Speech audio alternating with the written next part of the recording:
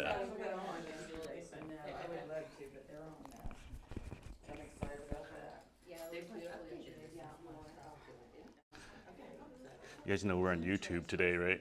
Yeah. All right. It'll be good. The previous times we've done this, guys, we've been on Facebook. Yeah. So I think You can't say you're gonna make her do what she wants this time or whatever. I said I'm gonna keep the F-bombs way down today.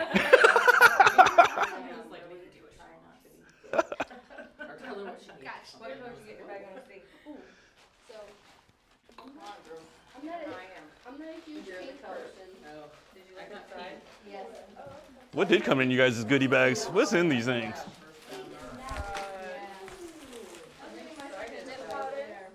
All right.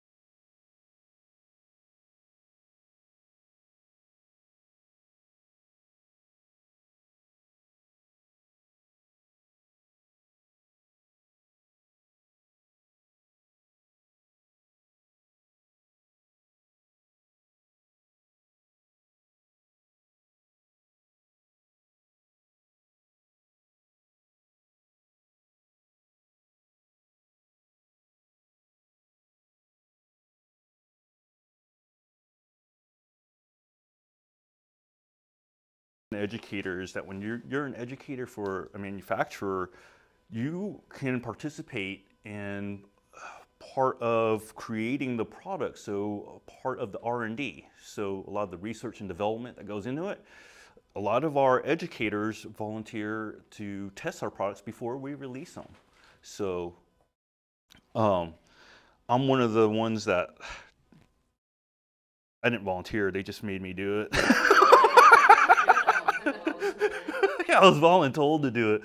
But I love doing it. I love testing things. And one of the cool things about testing this was I found this is so much stronger than what we're used to on nails. I'm going to do a full set on one of you guys. I don't know who would want to do it. Who has bare nails? You're a teacher too. Yes. Come on up, teach. You're all naked. Okay. Because I'm going to put a full set on teacher. Teacher's going to be able to feel how these feel. And they are so strong. I would test this product by pouring out, not a whole bottle, but a lot of it, and making a strip, like almost that long of a stick of pure product. I cure it, I test how it bends, and I test when its breaking point is. If it can touch end to end and not crack or not shatter or not break, that's got a lot of flexibility, right? With that stick, you also test how it breaks down. So you take that stick, fill this dapping dish up with acetone, drop that stick in there, it's gonna stand up about this tall. Come back the next day, if that stick melted or if it collapsed, then that'll tell you a little bit about how it breaks down and how acetone affects it. Some products you put in there, the next day it's still like that. And even though I do work for the manufacturer, a lot of our products say soak off. That can be a little misleading.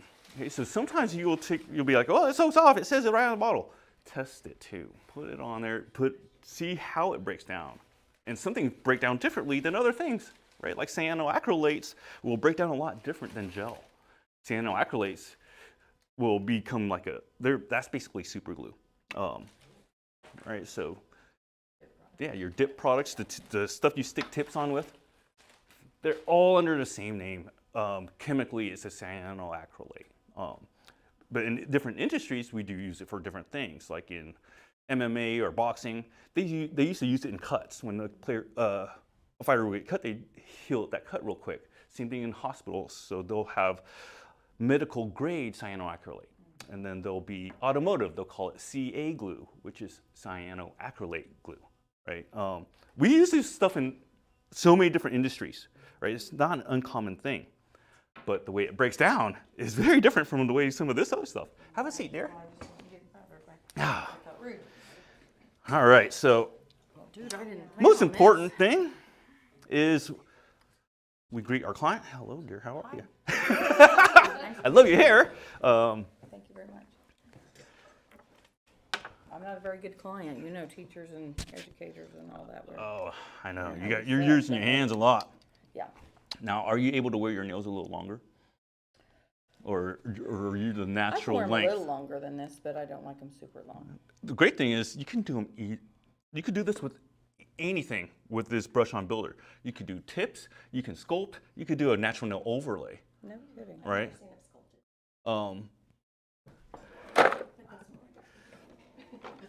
I don't know if we even have forms here for sculpt, but What's its working time? it's working time. So Is it like polygel? it's not like polygel. So this stuff does move and it does run around. You do have to chase. So the way I do it is I like to do 2 fingers at a time. And I'm slow, okay? If you guys are fast, you might be able to do all 5, right? My brain works a little slower than most people's. So I'm kind of that special ed nail tech where I'm really slow. And I don't mind being slow. And a lot of times when I used to work on clients, they didn't mind me being slow either. I just would make my my prices vary with how much time I spend. You know, if I have to spend like 2 hours on this client, then that's gonna be a minimum of $100. That has to be. So you should know how your time works and how fast you are. We were watching Ink Master last night. Me and my wife were sitting down watching that. And it's crazy because I got invited to the very first season, and my wife always is like, "You could have been on that show, honey." I'm like, "Yeah, but I didn't." They send you like a stack of paperwork like that much as your contract, and we were going through it, and it was asking so many personal questions that my wife was like, "I don't think you should do this," and I was like, "I don't think I should either." They're gonna make me look like a fool on national TV. Yeah. So I was like, "Yeah, let's opt out of that." And so I decided not to, but we were watching it, and we were just seeing like how different everybody's styles are and how everybody gets to a certain place. But we found ourselves just admiring a lot of the different art, and there's more than one way to get somewhere, right? Same thing with nails. I find it's the same thing with nails. There's not just one way, and that's the exact way. So if I tell you something today, don't think like it's the word of God telling you anything, because it's just from me. It's just my own personal opinion, right? My personal opinion of doing this for, I don't know, 20-something years. And what works best for me. So the first thing, I'm gonna make sure that her hands are nice and clean. I don't know if she's gone to the bath and washed yet, and that's fine, all right? What we need to know is, I'm gonna zoom in so you guys can see this. I love how he showed me this earlier, and he was like, "Yeah, dude, it zooms in and it's super clear." Okay. I say nothing. Okay, let's try this. Just one X. It worked a second ago. Well, maybe we'll just come up here. That work? Let's see what No? we're gonna focus on. Yeah. Can we focus? It's trying. Yes. It's delayed, so maybe we wait a minute. I noticed when I moved, it was delayed. This is the iPhone 15, guys. It's the newest one out there. Come on, baby, focus. What if you take your hand out and put it back in? Wouldn't it do the table even though? Oh, let's try that. Well, that was good. Oh, for 2 seconds. It's saying focus is on automatic. That picture for just a moment was when you. I think this is going to be the. Right there. I think this is going to be our best bet, guys. That's good. Okay. Yeah. We're not going to be able to get super tight in there, but I think this is going to be the best we're going to get. So prep, super important, right? When it comes to prepping the nails, that's going to be probably one of the most important steps. I mean, they're all very important, but this is your very first step, so it should be done correctly, and it's going to lead you to your end result. I like to use something really strong to clean the surface of the nail and the skin. Okay, don't just clean the nail itself and think you're all good. Go ahead and clean up to that first knuckle. And one of the reasons why I like to clean up to the first knuckle is because it gives me a better grip. Okay, so like if she's had lotion on and I'm trying to grab her finger, I could slip. And I could slip while I'm holding nippers right here, and we don't want that. Right? We want to go ahead and make sure that we clean all the way up to the first knuckle. And the skin should turn white and dry. Right? It's going to get really white, really dry. Same with the nail. When it's really dry like that, you're going to get much better grip. Much better grip here. And also, if someone's doing dip, you don't want to let a person's finger go into a jar that's contaminated and it's got who knows what on it. Make sure you clean, especially the little crevices of the nail, the sidewalls here. Make sure you clean that really well. And if you guys, I just started some social media on TikTok, of all places. Get really dry skin, don't you? Yeah, right now they're dry. I used to get this a lot when I was a kid, and all the skin would peel here, and it would just get really dry. And sometimes This it would one's bleed. starting it, yes. It was but both of my hasn't. thumbs. Yeah, it's my thumbs too. I don't know why. Well, I mean, I do. I'm in water all the time, and it's winter time. What's the humidity in the house looking like? It's probably dry in there. Probably boil some water once in a blue moon. Get one of those cheap humidifiers on Amazon. They're like $10. Yeah. But the humidity a person should be living in to be comfortable is anywhere from 30 to 50%. Me and my wife checked our humidity in the house the other day. Our dogs and our cats. We have a German Shepherd and like 4 cats, and they were all like chewing on their skin and just scratching at their skin. I was like, well, the humidity was only 10%. Comfortable living range for a human is 30 to 50. Did you invest in those? We ended up getting 3 of them. One in the help? living room, one in the front room, one in our, oh yeah, it's up to like 40-something% I now. just hate cleaning them. I haven't cleaned them yet. But I'll save that. They're brand new. Next time I see you, tell me how that went for you. Yeah, hopefully, we just got them, so I hope it's gonna be a minute until we have to clean them. I don't know about this state, but in some states, your metal tools need to be either in barbicide or in an autoclave. I prefer an autoclave, just because the temperatures get really hot. That's what I like, but I'm from the tattoo world. We know all about the autoclaves, and we were taught how to use them. Since we don't have an autoclave here, just make sure you're super clean about it. This is like a 99% alcohol, and there's some acetone in there too.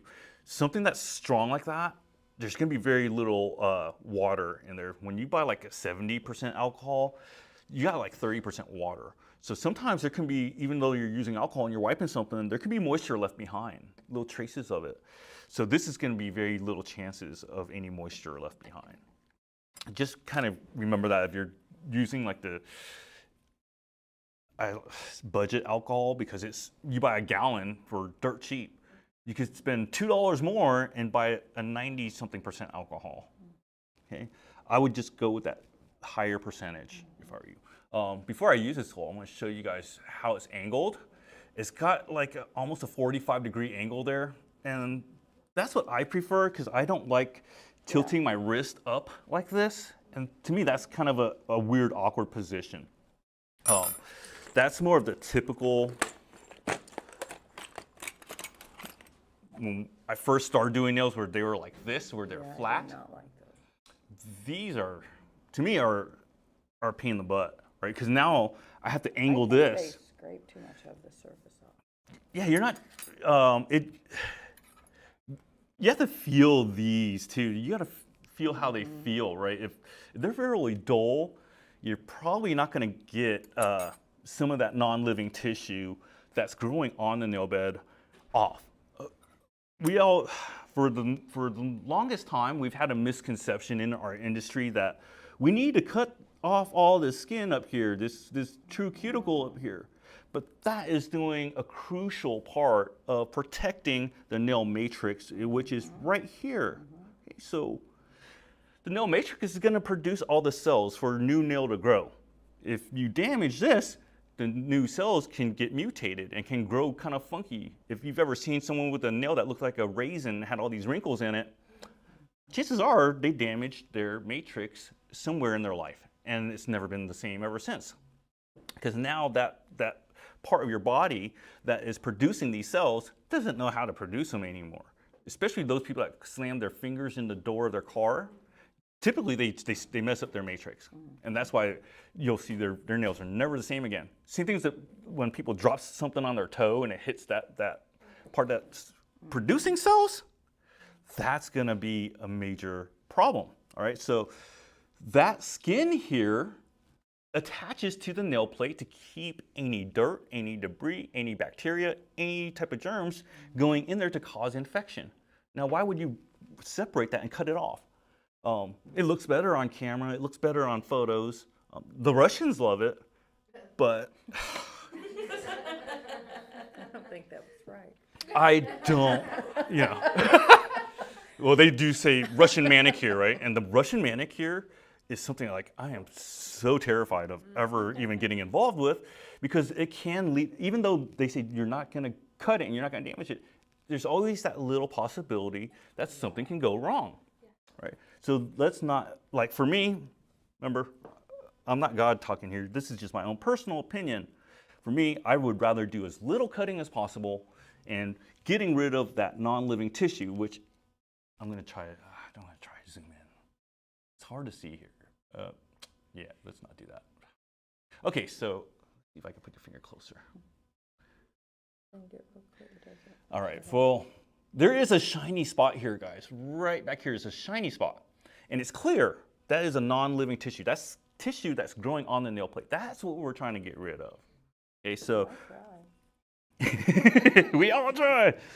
So I'm going to hold my pusher. I'm going to lean your finger sideways so you can kind of see the angle of here. And I start down here. So some people, what's your name again, hon? Diane. Diane, when was the last time you've done this? Well, believe it or not, yesterday I pushed a little bit. We'll see if you can tell. I actually could, because sometimes I'll start way down here to see if any white stuff comes up, right? If you start down here and some white stuff comes up, that means there's still some of that tissue. I just use a glass pusher and I just kind of quickly go around the edge. Yeah, that's fine. Yeah, I like glass pushers too. They're soft and gentle, but you'll see there's a lot of tissue here, and it's not. We call it non-living because it's white and it's dead. There's no blood running through it. I'm gonna try to collect this up a little bit here. That's not what you'd call a good bump there, but no, I'm kidding. If, we're on YouTube. So you see that little tiny bit? That little bit could absorb moisture. So if you're using that cheap alcohol, that 70% alcohol, and now you got 30% water soaking in here, and then you're encasing it, bad things can happen. It can lead to bacterial infections, right? And we don't want that. So now I turn my tool over sideways and get the sidewalls. This is where most people miss it, is right here in the side. And then we'll continue on. I'm going to rush right through this because most people find this is the most boring part of doing nails. Sure. And so do I. But it's necessary. Very necessary. You try to do nails without doing prep, those nails are not going to last. They're not going to stick. The product that you guys are going to learn today, the Brush-On Builder, gels I find are a little more sensitive than, let's say, acrylics or polygel or something like that to a good prep surface. Sometimes if you get a product that is really sensitive to adhesion, you can use foundation base coat, and that will save you a lot of headache, especially if you're dealing with the chrome pigments. Most people that deal with chrome pigments have chipping on the edge within a few days. I find that if you put foundation over the chrome and then top coat it, you're going to have much less issues. And that's our most expensive product, is foundation, but it works. It works amazing, and we're going to use it today for these nails today. I'm not really pushing hard. You could probably barely feel me pushing against your nail here. There's no discomfort. And then the thumb. Poor dry thumb. We know that it's dry. It's super dry. Products stick much better to a dry surface. That's another reason why we dry out everything, right? We don't put cuticle oil on until the very end when we want to put moisture back in. After everything is stuck, after everything has adhered, then we will put the moisture back in.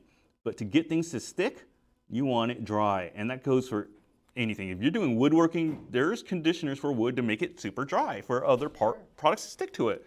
Same thing with cars, Bondo. You want body work or anything, you got to get that surface dry.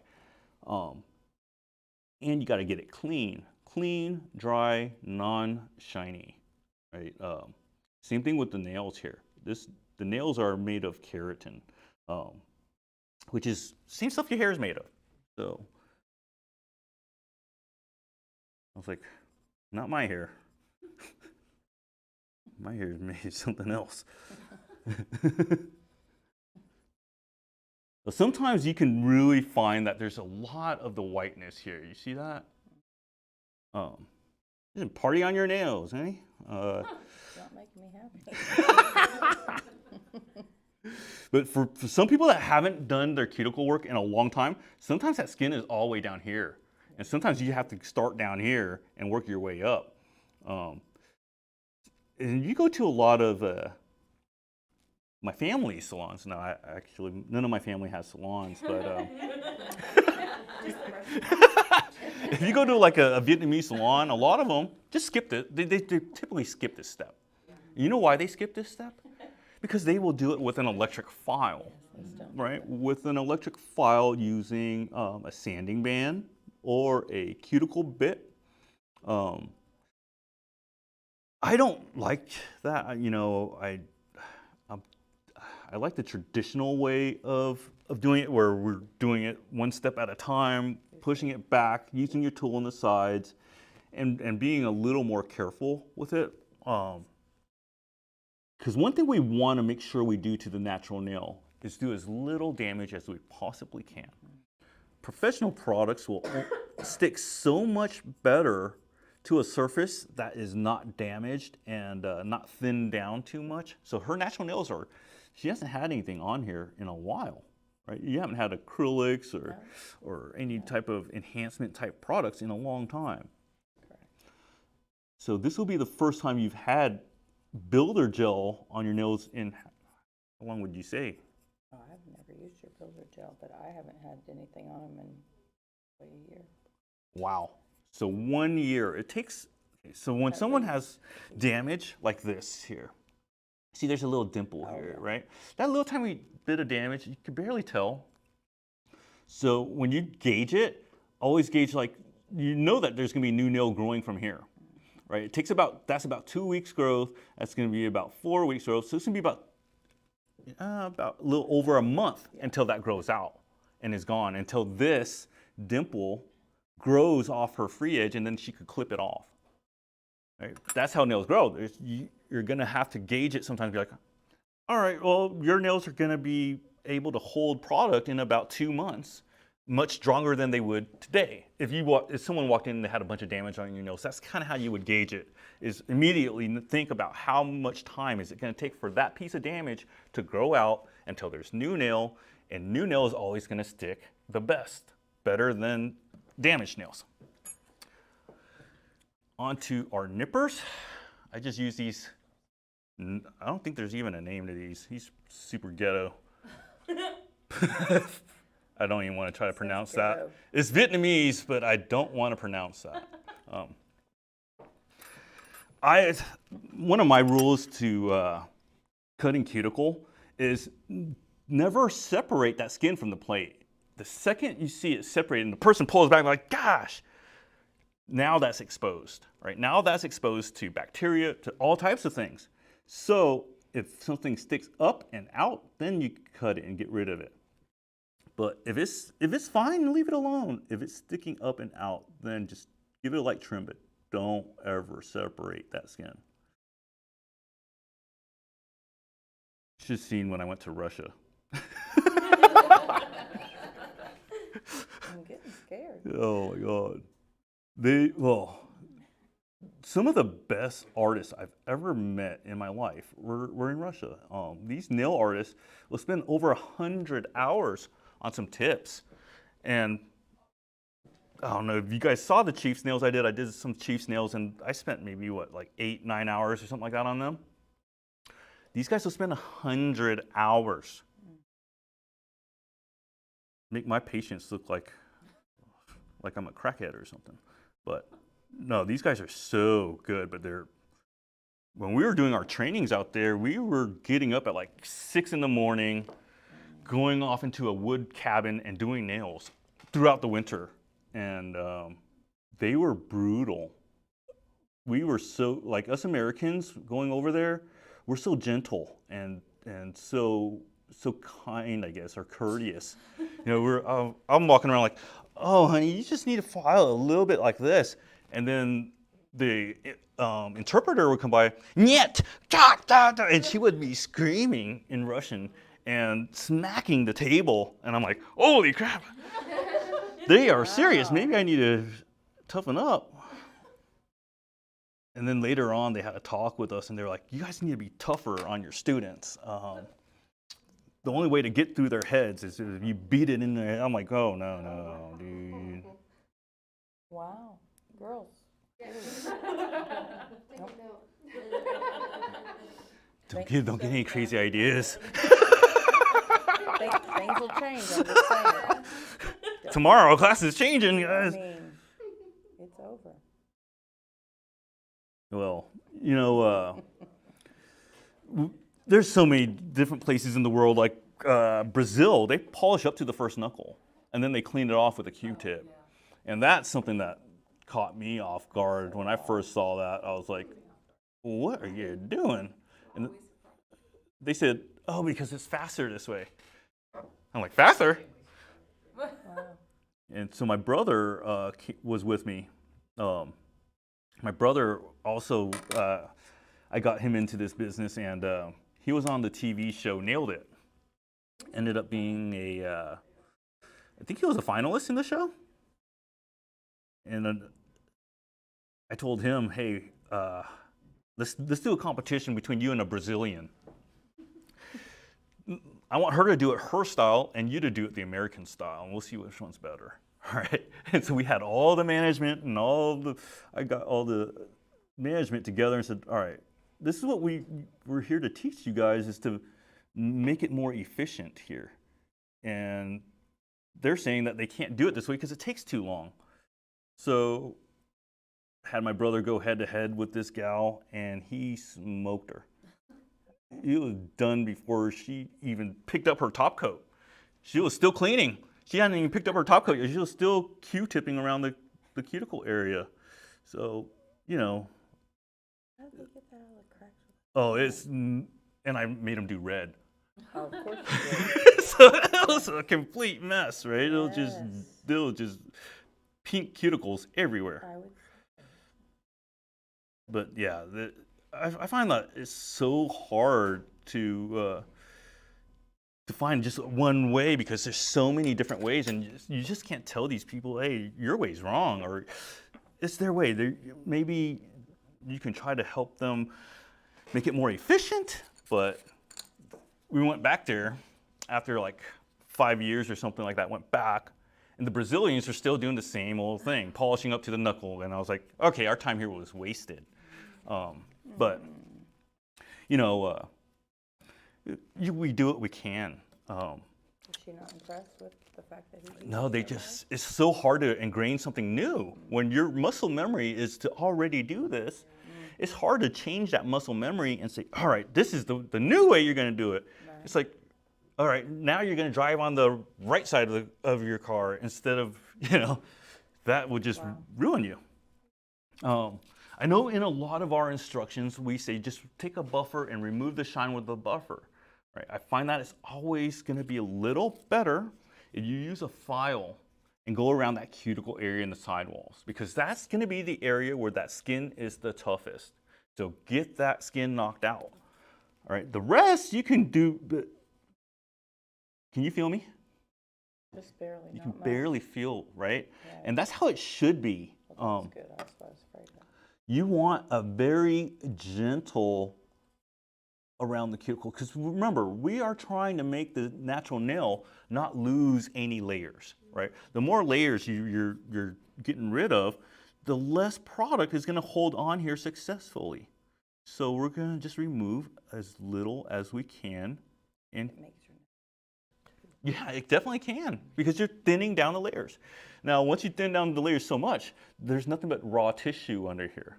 So, like, let's say I take an electric file and go down through the nail plate and into that tissue, blood's going to start coming out, right? I go around the cuticle on every single nail here, but it's a very gentle thing. People look at it, it could look horrible on camera. Like, on camera, it might look like I'm doing something really bad. No, it is very. But it is a very, very gentle process. And that's one great thing about being a model and being up here. And you being the instructor too, is that you can gauge the amount of pressure I'm pressing on you, right? If I'm putting a lot of pressure on and it's hurting, I will feel it by you pulling your hand away from me, right? We feel that with our clients sometimes, and we're like, oh, you need to toughen up.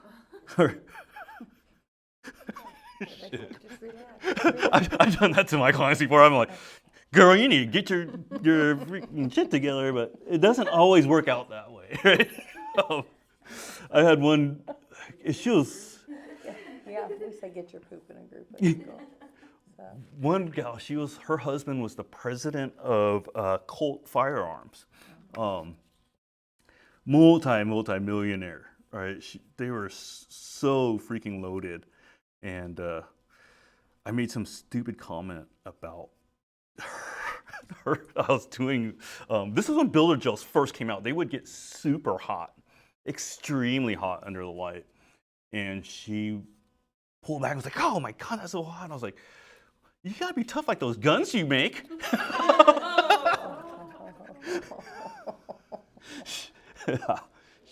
She was like, that's my husband and I just do this. I'm like, all right, guys, that's fair. But I tried it myself. I'm like, I want to see what she was feeling. Her name was Carol, and I was like, I want to see what happened to Carol. And so I put the stuff on myself. I'm like, oh my God, she was right. I've never felt any pain like this. It literally felt like I took a lighter and just lit my finger on fire. That's terrible. And later on that week, I went back to OPI, and I was like, hey, we need to probably change some of the stuff we got going on in here. It's really heating up on people.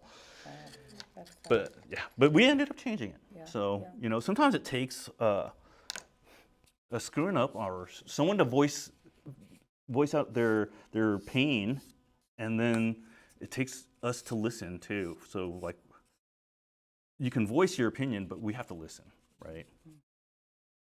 And that's one of the things like I was really huge about with OPI and with Gelish, is that we want to listen and we want to make our products better. So now that I've gotten that cuticle area all filed and removed anything, go ahead and remove the shine off here, off the surface of the nails. And you notice I'm not pressing down. You're not scared, I hope. Not yet. It could all go south anytime. It can. It really can. Trust me, I've had some situations go south really quickly. For you guys that don't know, I used to work a lot in Hollywood, so I used to do a lot of like some of the celebrity stuff out there. So I designed a lot of collections for some of these guys, and it can be so hard on me mentally, where I used to really take it to heart about my nail art, right? Like, nail art is my thing. I was a tattoo artist, and I went to Disney school, and art is my thing. That's what I love doing. But when I first started doing the celebrity stuff, like, it was hard to take criticism from these people. And so I think it was, one of my first or second collections that I did was for Mariah Carey, and I did like 40 something designs for her. I get a phone call from OPI after I sent in these designs to her team, and they call me and they're like, hey, so we spoke with Mariah's team, and she did not have kind words to say to you. I was like, oh, really? Wow. What was the problem? And I remembered the designs I did. I did like some butterflies and some like dragonflies and that type of, in soft pinks and that type of color, pinks and purples. And they came back and they said that she was not very thrilled about that. That's not the real Mariah. Right? The new Mariah, they're like, that's the Mariah from 10 years ago, but the new Mariah is a more sophisticated woman. And I was like, okay, so give me some ideas here because I've looked at all the album covers, I've looked at all this stuff, and Wow. this is what I came up with. And I ended up doing like over 100 designs and still nothing out of it. It wasn't like, hey, we like those, or nothing. No, she actually said to them, like, tell whoever the artist is for this that this is definitely not Mariah. And this is, we don't like this. And I was like, Wow. and in the beginning, like, I'd drive my car and a Mariah song would come on the radio, like, I change it right away. Yes. Mariah who? Right? And I never liked Nicki Minaj music. Like, she's a female rapper, and I was not really a huge fan. But I did her collection, and she was like, that artist is amazing. She gave me some crazy compliments and was like, I want him to do more for my collection, and I'll pay him for any additional. And so I was like, all right, Nicki, I'm going to do more for you. So I did a bunch. I still don't listen to her music, but I did a bunch. Yeah. That's real cool. And back then, when they picked a design for you to do, you got $50 per design, right? Wow. You're basically how many? selling your rights. Oh, she ended up paying me a couple $1,000 just to do some really simple, nothing crazy. Kevin You know likes what? art. Kevin likes art. She's really good at art.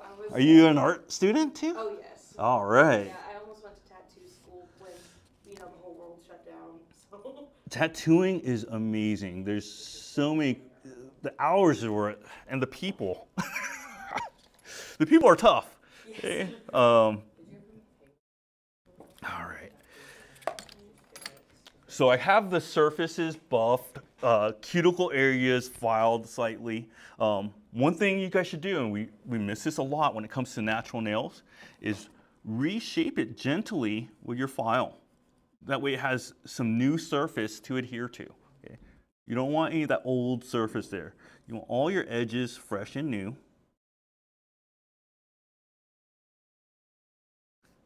And you got this nice crack right here. You see that split Yeah, right there? I do. I You- wasn't going to tell everybody that. Oh, that's gonna be Broadcast. Yeah. it's gonna be sealed up. Like people that have I those. was going to put some dip on it to correct Oh it. no, It this did. brush-on builder, I'll tell you what, this is gonna last you like 8 weeks, and then you're like, I need to fill this. Good thing I got a free bottle with my goodie bag. I'm excited to learn about it. It is so strong. I have a lot of my test subjects, so co-workers.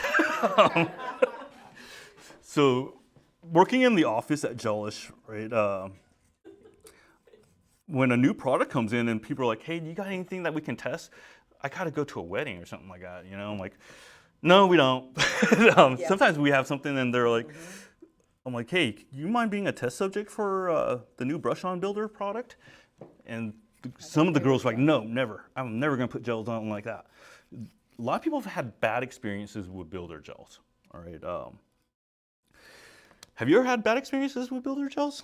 Honestly, I've never used the builder gel. All right, I so was either just regular gel polish or dip. We've done it, but I don't do much enhancements, like as in build them more natural. So at this stage, keep an eye on your client. Keep a really good eye on your client. Missy, I saw you earlier. You took your finger and you did something like no, I this, did not. and you touched it. All right. At that stage, That's against the rules. don't ever touch, and don't ever let anyone else touch, even if they're brushing their hair. Okay. Think of all the oils in your hair. Think of all the oils on your skin. Oil doesn't stick well, does it? When you fry an egg, if there's no oil in the pan, that egg is not going to flip very easily unless you have a non-stick pan. So, since I did see that happen, which it really didn't happen, I'm just Okay, making thank it up. you. On camera. Yeah, Talk about it. Just to make sure everyone knows, you have to cleanse that surface again, guys. Okay, because any of that oil transfer could lead to some lifting, right? Could lead to some pockets as well. What a pocket lift is when it lifts in the center and all the edges are still stuck. Okay, That usually happens when people have nails that they're doing tapping motion or typing, something that's repetitive, that's just not a lot, like not a lot of pressure like this, but enough where it's just a little tiny bit at a time, little tiny bits that keeps building up. And you'll see the nail looking hollow, looking white on the inside. And if you turn it to an angle and you see the way the light hits it, if the light hits it at a certain angle and you see it's hollow there, it is hollow. You need to carve all that out. You'll need a good electric file for that, which I'll show you the best one we have later. But Yeah, and pick your brain about this. at this stage, we cleansed. I talked too much and I didn't know if I really did. So I run through it. I quickly run through and cleanse the surface here. And then this is also like an insurance. All right, this is pH bond. pH bond is going to balance the pH levels of the natural nail. A lot of scientists from back in the day found out that for nails, the best way to stick things on nails is at around a 7 pH level. So right around in the middle of the pH scale is where nails are best, if they're basically neutralized. So not only will this balance the pH level, but it's also going to remove any oils. So even though I wipe, I'm going to do this too. So you see we're always trying to do the best we can to make this surface dry and clean and oil free. So this will dry up really quick. It's instantly going to dry.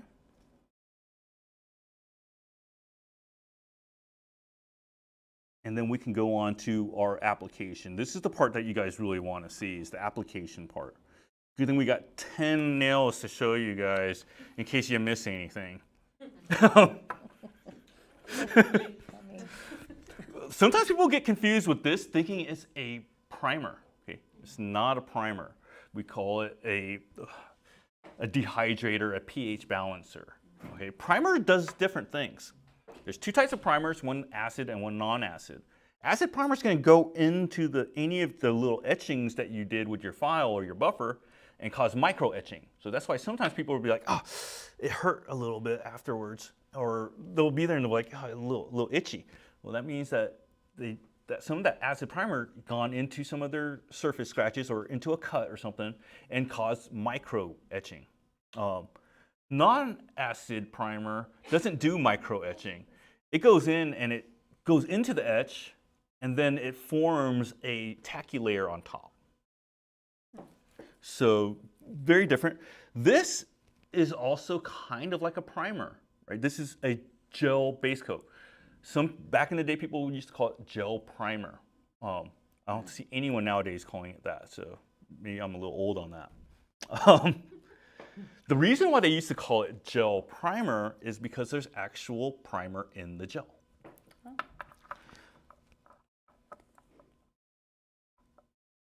We want to apply this really thin. I don't think it's on camera, so I'm going to show you guys here. When I scrape this, scrape it so it goes into the cap or into the neck. That threading, especially some of the threading that you guys with the dip bottles, those will get sealed up really quick. Any type of glue. That's a special glass too. If you notice, that's an amber glass. Amber glass is a little more on the expensive side because it does a couple of things. It protects from there being any light source coming in and curing the bottle prematurely. All of these gels cure under UV light, right? They're UV LED, but they're still UV. The sun has UV. The sun has both types of UV, UVA, UVB. So we're gonna, if you notice the brush is really short, right? It's short like this is so that you got more control and that you don't flood the sidewalls and the cuticles. That way I can get in here without touching the skin. And I even leave a little bit of a gap, which some people hate it. A lot of people hate it. I tell my clients though, and I tell the people I do these nails on, trust me, you'd much rather have a little gap than be back here tomorrow with that thing lifted off. And you can actually peel it off because it's stuck on your skin. Right? And products don't stick to skin. So keep it far away from the skin. Well, not far away, but as close to the skin as you can without touching. If you do happen to touch, make sure you clean up very well, especially with these gels. Because gels, for some reason, with nail polish, if you touch the skin, fine, you can wipe it off. Do like the Brazilians do. Gel is different. Gel, sometimes even if you clean it, it will find its way back to touch each other and to find itself. Right? So with gels, you have to be a little more careful. Some of the characteristics of gel is attracted to gel. Gel likes to shrink.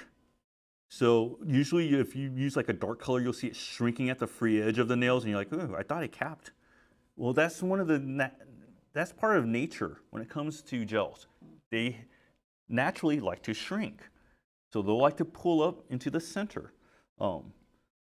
If you find that is a problem, and it can be, one of our steps, and I totally forget about this step all the time, is that after this foundation coat that I put on here, we take a dry brush and dry wipe that inhibition layer.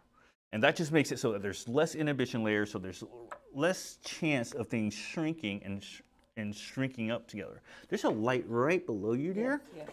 And typically, can you take your hand out? Yes.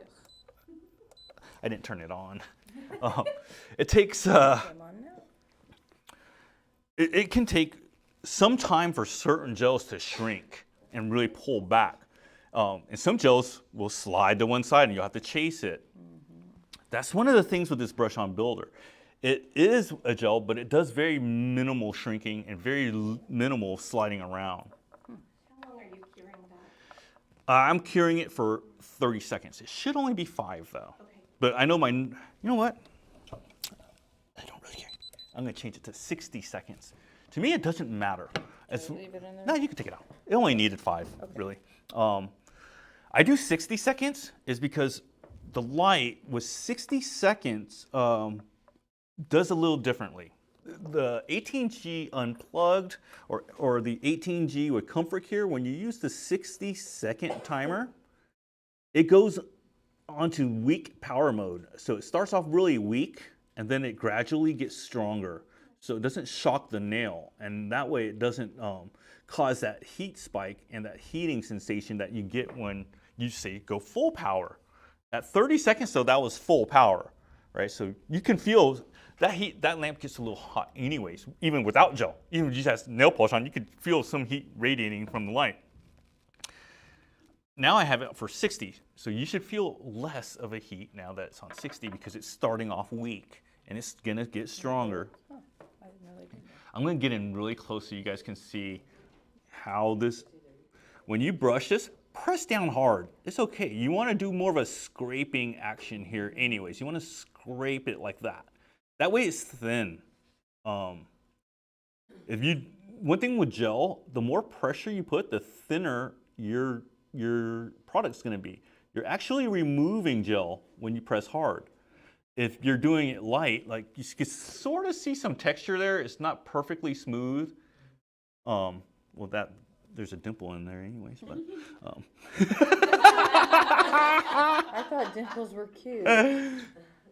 Hey. If they're on the cheek. All right, I got it.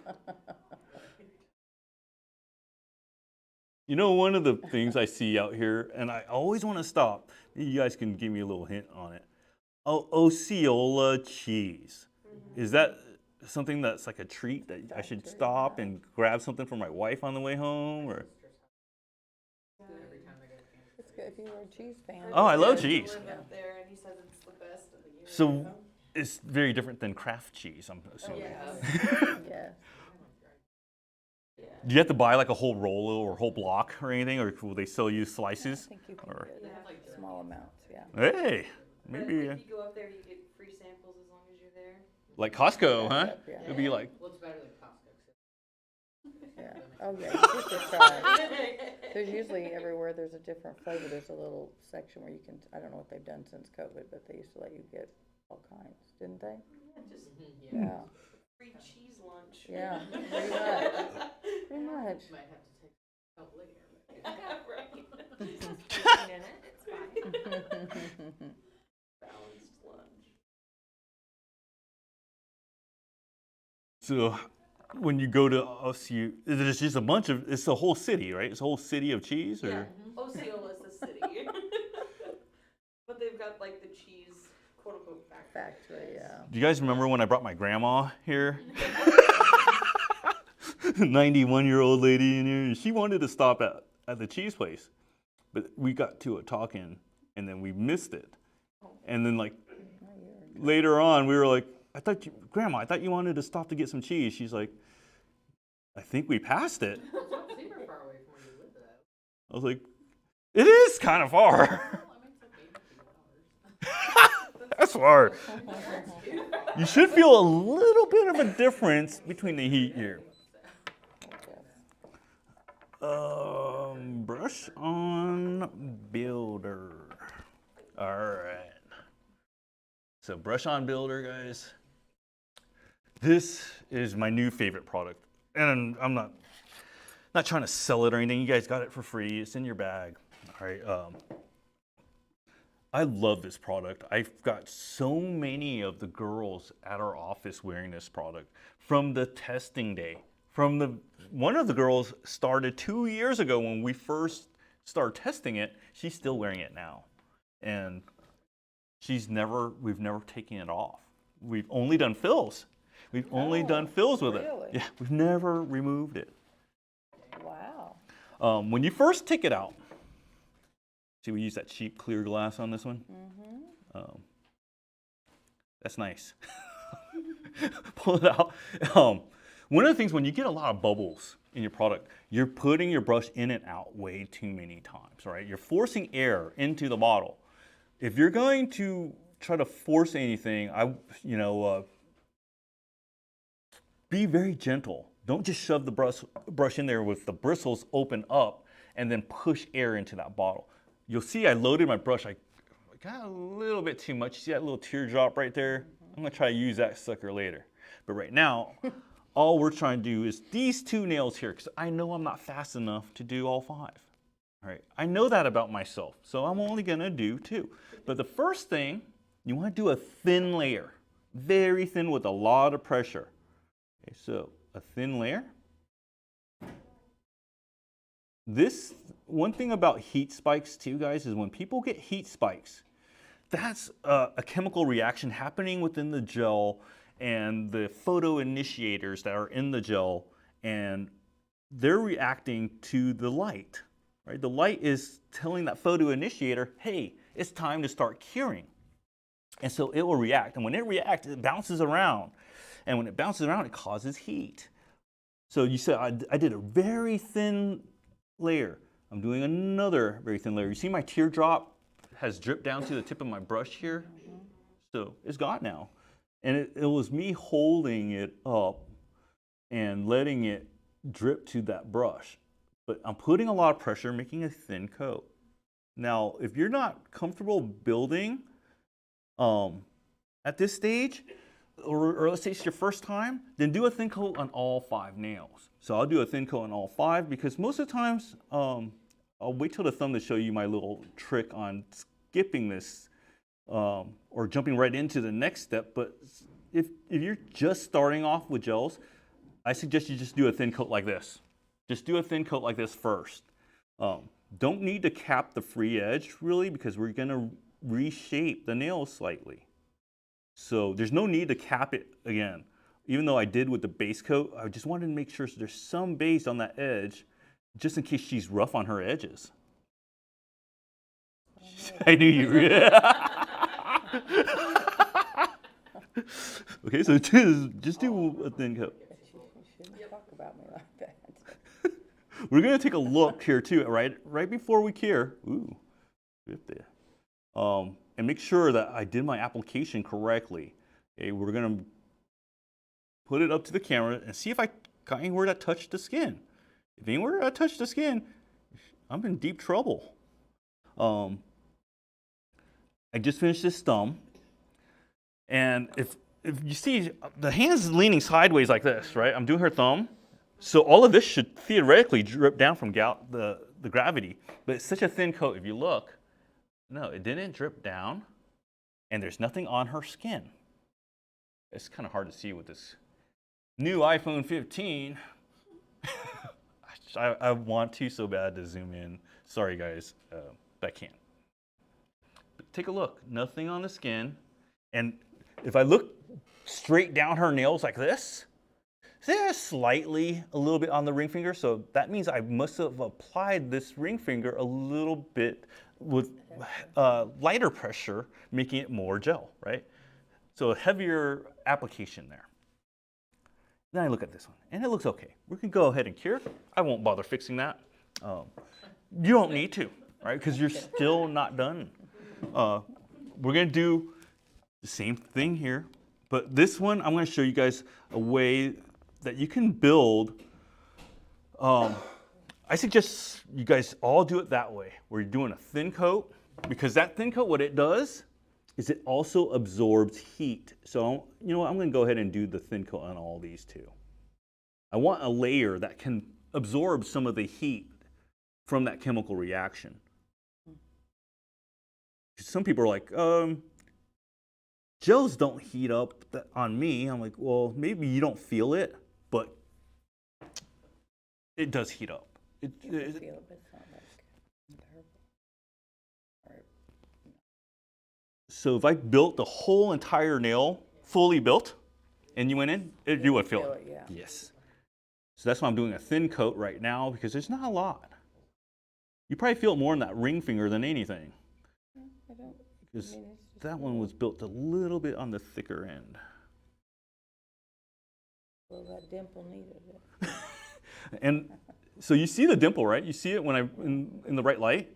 If you just do a drop right on that dimple and let go, you see how it became like a little nipple almost? That's gonna smoothen out. And it's just gonna flush right in because we have a slick layer, right? This is what I call creating a slick layer as well, where you got a layer that's nice and covers the entire nail, but is still wet. And that means that whatever gel you put on top of it, whatever you're adding to it, is gonna flow right into it. I'm gonna save that thumb for a full build, one bead build, which I don't recommend. All right, I don't recommend it. I know a lot of my Vietnamese salons out there will do it, but I don't recommend it. I'm gonna save that guy for torture, for a little bit of finger torture here. We're gonna do the same thing, thin layer, but we're gonna build on top of that. The best trick to do that is make sure your thin layer is on there nice. When you pick up your brush, you'll start to notice now you're gonna start seeing, God, that camera. You're gonna start seeing more bubbles in your application because the more the brush is going in there, right? So always keep that in mind, be gentle. If bubbles is your thing, for me, like it doesn't matter to me because most of my clients are gonna wear a color on top or wear something, a design or something on top. But do a thin application here. So this is where I get into the two finger stuff, is because I'm doing a thin coat and then I want to build on that. So I'm gonna do a thin coat here too.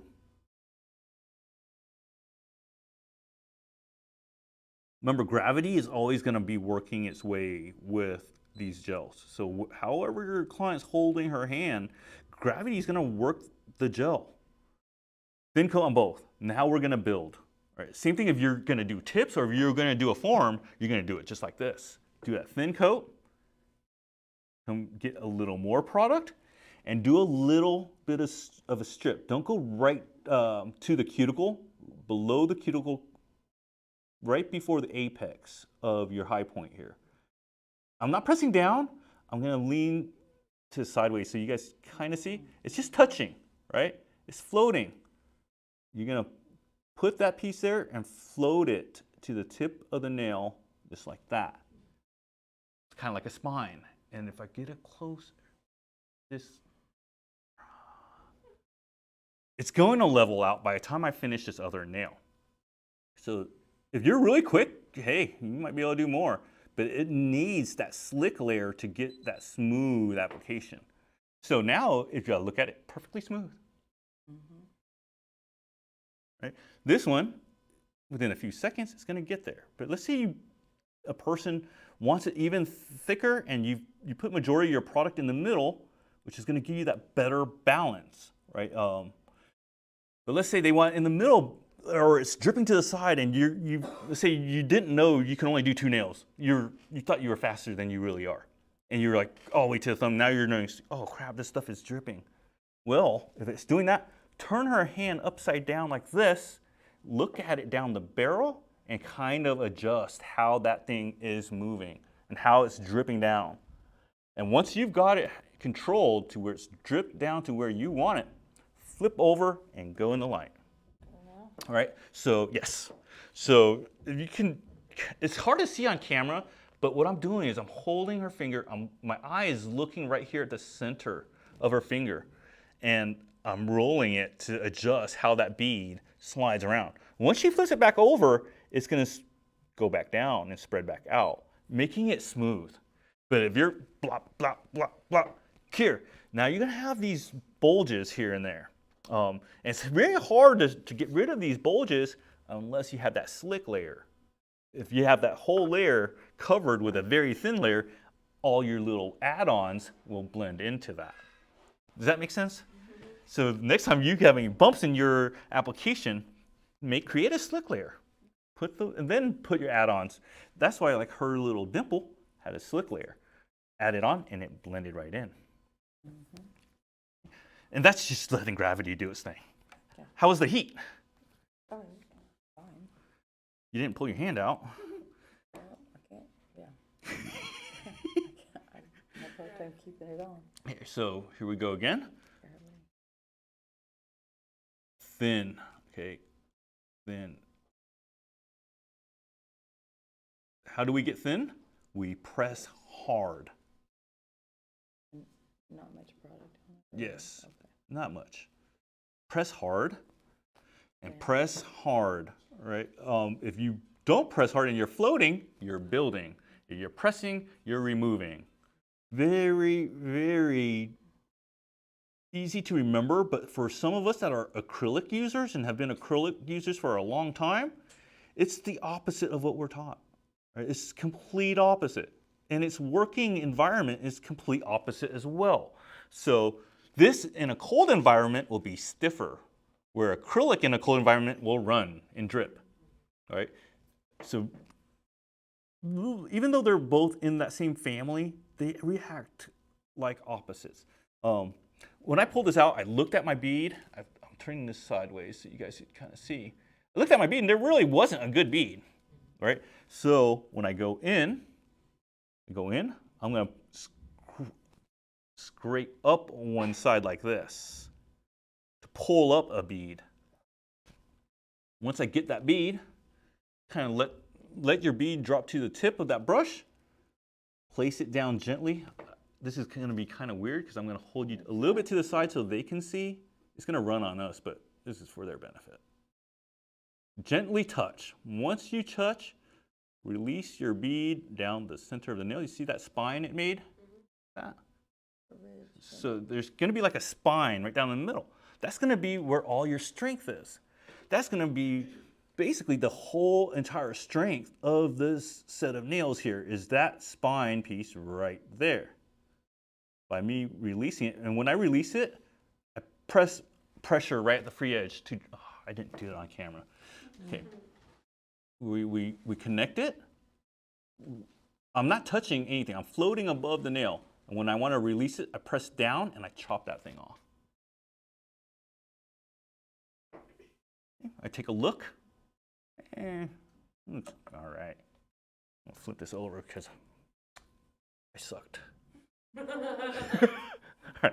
If you don't want to wait, like I'm impatient. Okay, so I'm like, I'm not going to wait for gravity to do all that. I'm just going to go ahead and pull this over. And even though I added a little bit to that, it's going to become smooth because it's all on that slick layer. Okay, we can go ahead and cure. Super easy so far, right? Like, that is pretty much all the application. That is the gist of all of it. I got one. Yes. Ooh, Yes. yeah. Now imagine, wait till I do this one. Because this one, you're going to really get to feel the difference. Remember I was talking shit on my client? Yeah, I know. Right. Thanks for letting me. It's talking stuff. Sorry, experience YouTube. And I was telling her about, that. it. Tough? Yeah. All right, I'll Yeah. work on it. But no, it's this a totally different type of heat too, right? Like this type of heat is something else. And I do have it on the comfort cure mode too. So comfortable, right? Create your slick layer, right? We do this for several reasons. We do this so that it will follow itself, because gels will follow itself.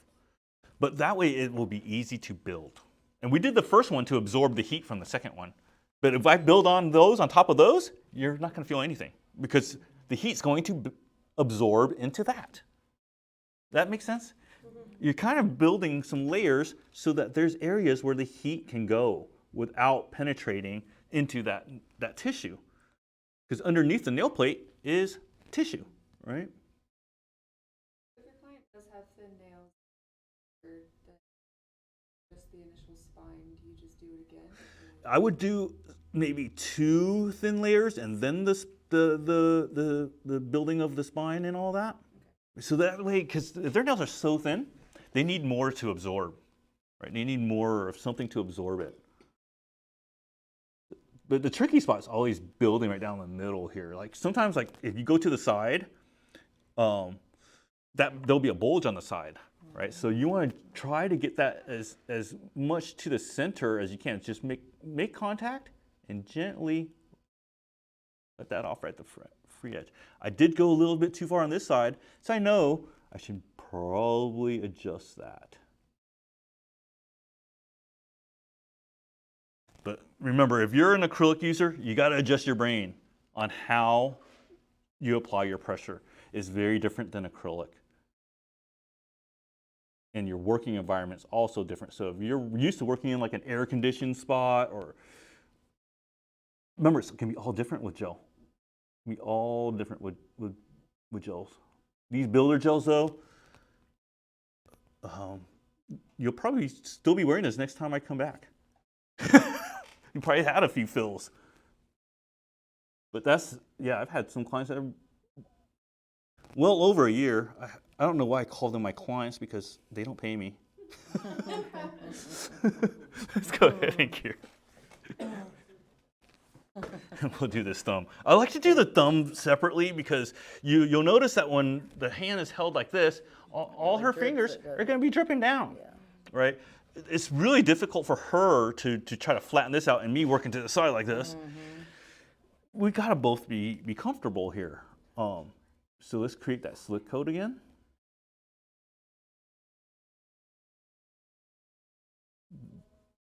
Now before, gels were like a big thing, especially the colored gels. LED lights did not have bulbs on the side. They were just on the very top of the light. And back then there were no LEDs, there were those fluorescent UV bulbs. How many of you guys remember those? 3 minutes, right? And sometimes they worked, sometimes they didn't. If your bulbs are over a year old, there's a chance that some of the gases in there aren't working correctly. Build your spine. Just sometimes, once you see that the brush has made contact and has released that bead, gently glide over. And it seems very weird at first, but you'll see that once that blends in and becomes smooth, she can go ahead and cure. I don't care if you can put your hand to the side, it's fine. Okay. We got bulbs on the side of the light now. Back then we didn't. Back then you had to do this. Now we have designated bulbs on the side just for thumbs. I think I got these two, yeah.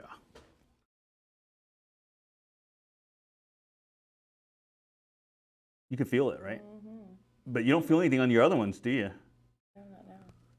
After they're cured. Yeah, so once they cure, the photo initiators are used up, right? And once, does everyone know what a photo initiator is? A photo initiator is an ingredient that is put inside of a gel. That ingredient's main job is to react to UV light. So that a photo initiator is what starts the curing process. Without it, your gels, you just put them under light and they would never, ever cure. You're talking about a gel that stays wet forever. Even if you put it out in the sun, it wouldn't cure. Because photo initiators react to UV light, right? When I first started doing nails, photo initiators were yellow. And so if you notice products about 20 years ago, didn't matter if it was the clearest product on the planet, it still had a tinge of yellow to it. Because that was the only ingredient that was available to make gels cure at the time that was still healthy enough to be considered cosmetic grade, right? Only the big companies like Gelish and OPI and C&D, some of the other ones, I think LeChat does it too.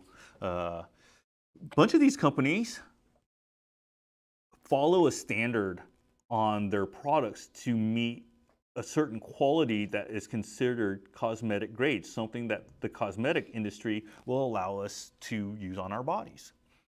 A lot of these other companies that you see out there, there's some that, like, I hate to mention names, but there's some like D&D, some of these other really budgeted type products, manicure, those typically do not go through cosmetic grading, all right? So it's not like, they're just not regulated like we are. And it is something that we do to ourselves. So when a photo initiator is cured and it's used up, something rises to the top of the gels, right? That is gonna be a, what we call an inhibition layer. It's basically all the leftover crap just rises to the top, unused, right? A lot of times people get confused when they're using a color and they touch it and there's color on the nails.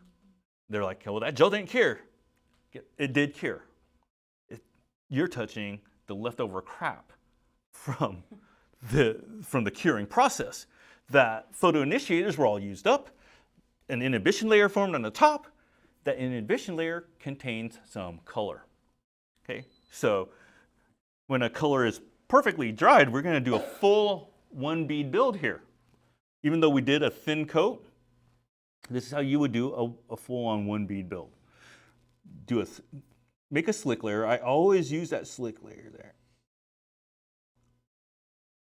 Something that was taught a long time ago and just improved on it, because back then we were taught to kind of swirl gel around and kind of just release it from the tip of your brush like this, and that's a lot of work. All right, guys, it's a lot easier to press hard and then adjust your pressure to gentle, all right? But the way they were doing it in Russia, and they're doing these swirls and pulling the, guys, it's a lot of noise with that.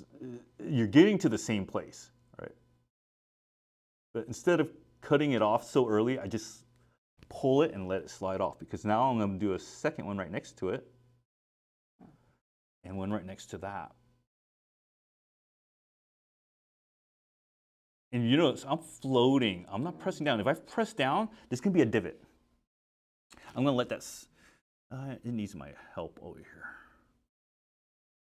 And it's really adjusting pressure.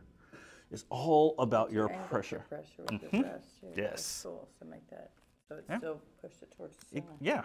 So my brush is flat. I angled it like this so that the nails have like this uniform roundness to the top where there's a peak to it. That one's the most pain she's ever experienced in her life right now. And the reason why is because I built it up. I didn't have any absorption layers. Wouldn't you have rather have me build a couple layers to absorb that heat? Yeah. See?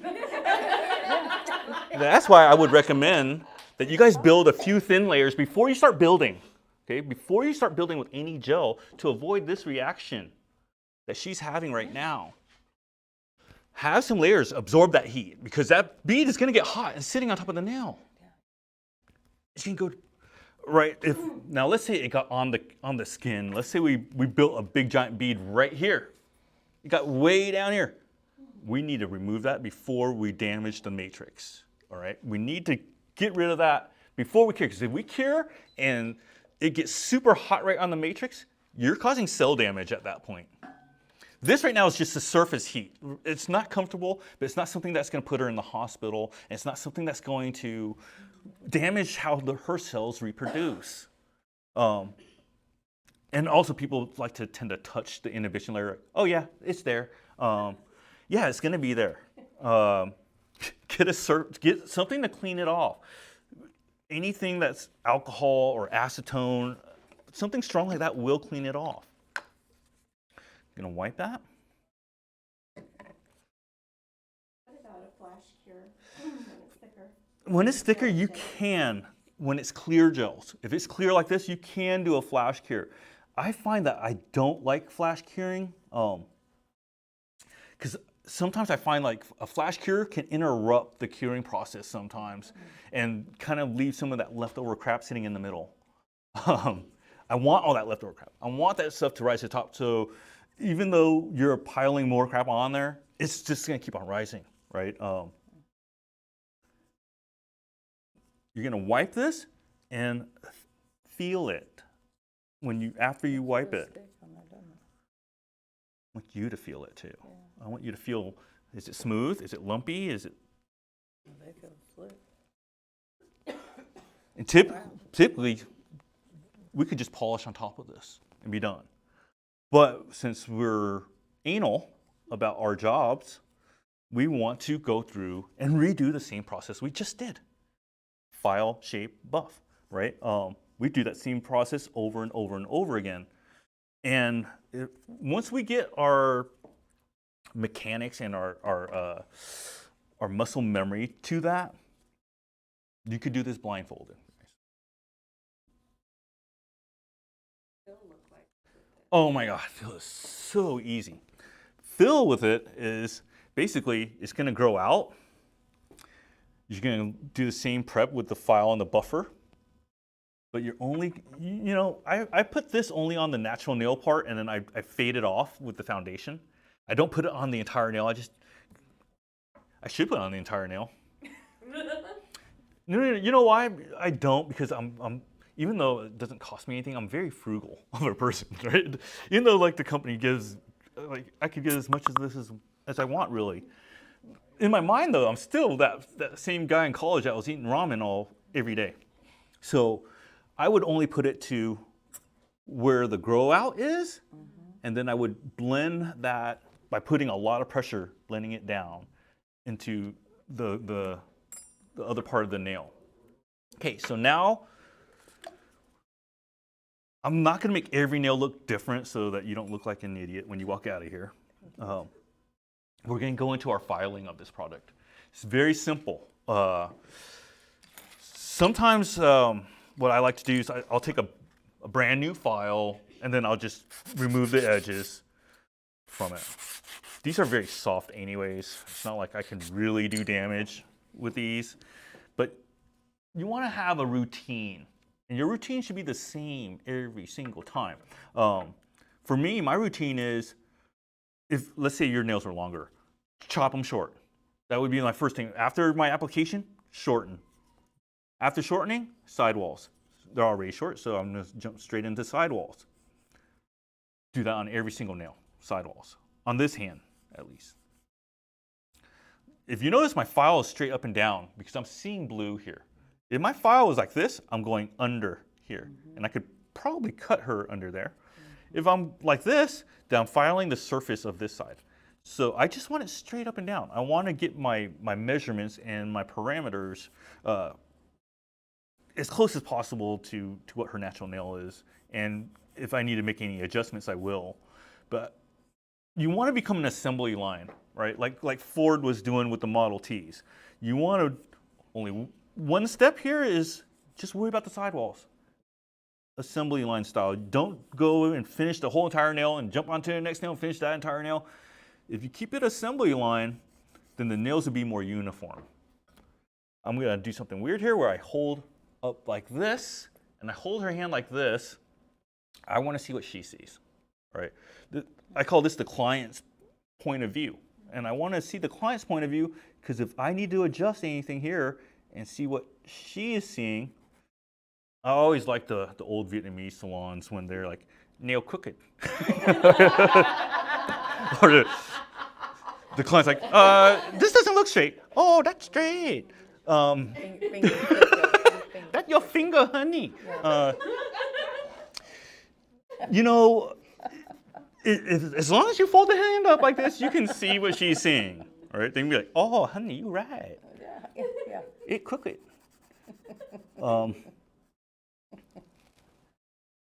Funny story. My mom, a lot of you know, I've told this story to a lot of you guys already. My mom got me into doing nails, and it's funny, she called the salons, over 30 salons in San Diego. She called about over 30 salons, and I walked into about over 30 salons, and they all said, because when my mom would call them, they're like, yeah, are you guys hiring? And she would talk to them in Vietnamese. And they'd say, yeah, come on in. Then I would come in. Shaved head, tattoos, and I was probably wearing shorts and flip-flops or something. And they're like, yeah, can I help you? And I'm like, I'm here for the job. And they're like, oh, we're not hiring.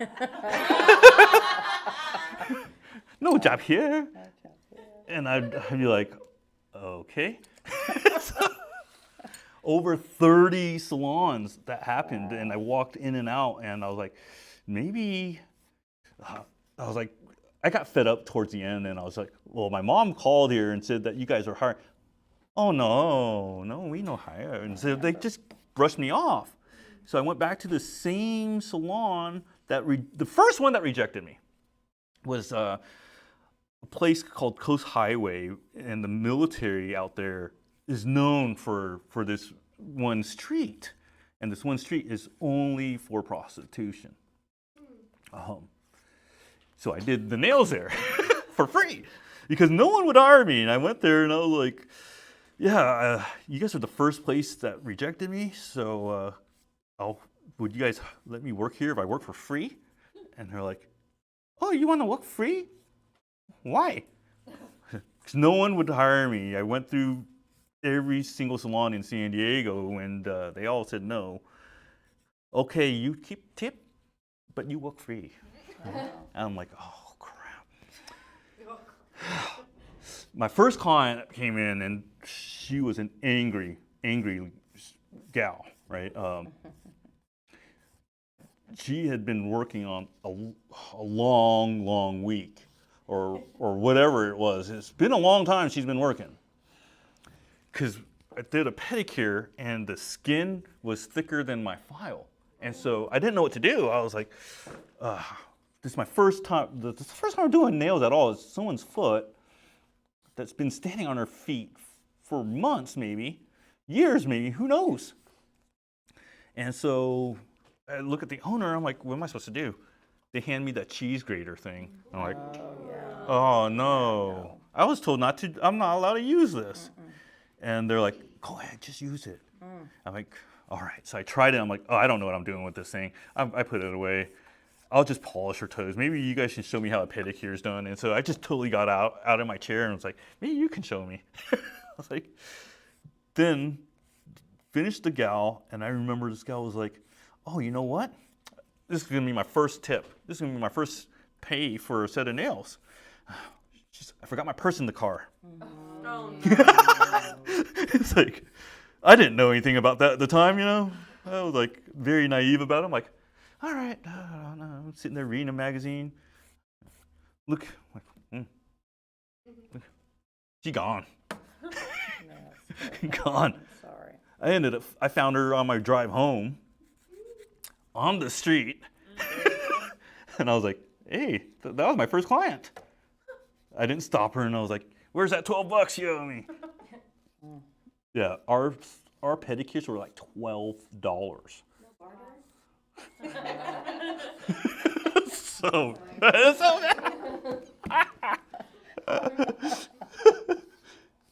I should have stopped her. Or I should have stopped. I was a very shy kid though. Very shy kid. That would have been pretty intimidating anyway. I didn't want her to whoop my butt either. She was a big lady. She was like maybe 6 feet tall. She was a giant. And her foot was like this big. It might not have been her. It's horrible. Wow, well, you came a long way. didn't you? Oh yeah, so very humble beginnings. Very humble beginnings. I've never gone back to that salon. I never even gone back to my beauty school. That my teacher was this older Vietnamese lady. This was the only Vietnamese beauty school in San Diego, and I don't know why I had to go to a Vietnamese beauty school. My mom made me, and she said that she would go all the time if I went with her. And so I was like, yeah, Mom, I'll go with you. I mean, and she's like, yeah, maybe you'll meet a girl and get married someday. And I was like, sure, okay, but nobody wants to be my girlfriend. So I was a really nerdy kid, and just into tattoos and really into art, and kind of just a loner. Right? I didn't socialize, and I didn't go out much, and so my mom forced me to go to beauty school with her. And nobody wanted to sit next to me. All the ladies are like, this guy came from the streets or something, but we don't want him. No, don't involve yourself with talking to him. So I started ditching school, and my mom was like, we went to lunch and you were gone. Like, yeah. Oh, it's such, yeah, I find that it doesn't matter where you come from. There's so many different doors that open up. Where, I got a lot of friends that are still into the celebrity thing. I don't understand it. To me, it's just like, it's cool to say, yeah, I've done a celebrity or something like that, but I don't want it to be something that defines who you are. You're more than that, right? Don't let that define you, and don't let crappy salons define you or bad clients define you. Nail techs were very, very creative people. I've seen some nail techs that have done some really wild stuff that never would have thought could ever happen. Had some that have sponsors like Adidas. I'm like, how are you getting sponsors like Adidas when you do nails? But yeah, there's all these different things that are available through nails. If you ever have to do a thing like Fashion Week, that is something you only want to do one time. Okay? Because in the Fashion Week world, have you guys heard of like New York Fashion Week or Fashion Week Paris or any of these things? I never heard of any of it before.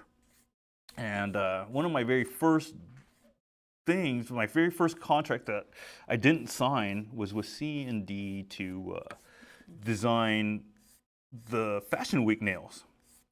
And the number was just some staggering low number.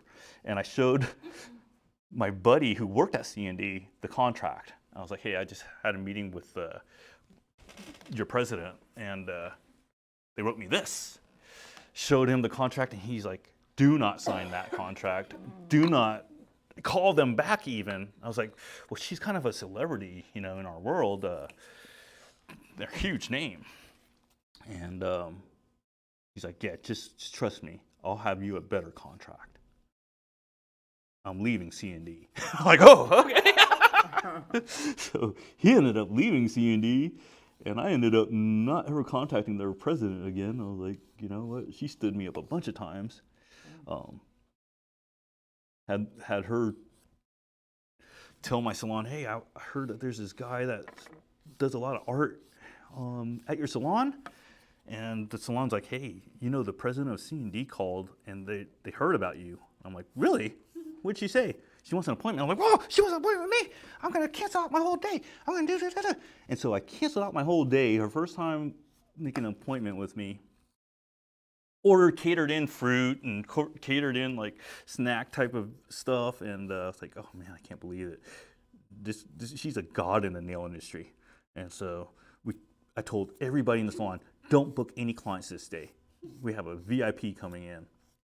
And so everybody canceled out that day. The whole entire salon did it for me. I didn't own the salon or anything, I was just an employee. But they were like, they canceled out their whole schedule, everybody, just so that she could come in. And this is when C&D was like huge. Yeah, when they first started, they were. Yeah, they were giants of the industry. And I had canceled out my whole thing, cleared out the books. She no-shows. Or she calls at like 10 minutes before the appointment. And I'm like standing around with this champagne bottle, like, what am I doing with this thing?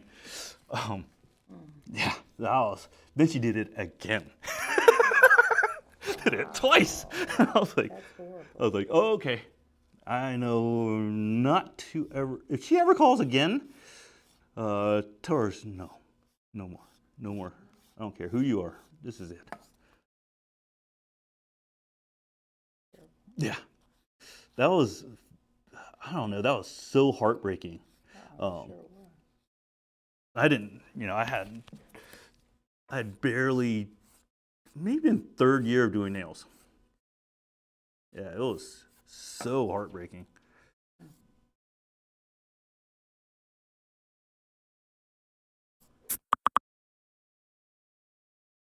And then when I moved out here, I was like, one of my friends, she does one of the chief's wife's nails. Oh, Yeah, you guys know who Brittany Mahomes?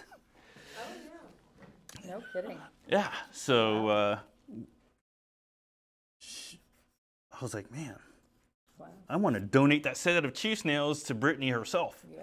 And then I was like, nah, I'm just gonna keep it to myself. I was going to say, give them to match her coat that she had. Yeah. That one of a kind coat. Have you guys seen those sets? You guys haven't, huh? I'm gonna show off a little bit here. Ooh.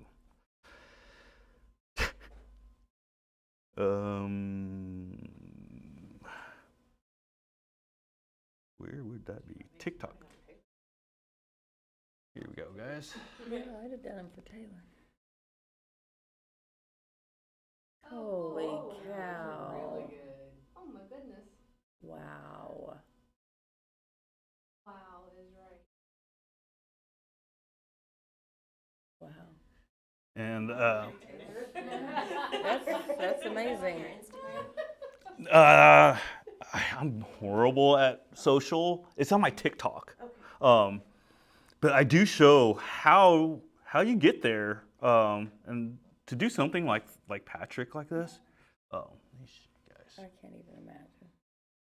To do something like that, you have to measure from. So there's my photo, right? Yeah. I split it in your fours. graph, yeah. Yes. So you got that grid Yeah. built, right? You also will compare that to the nail.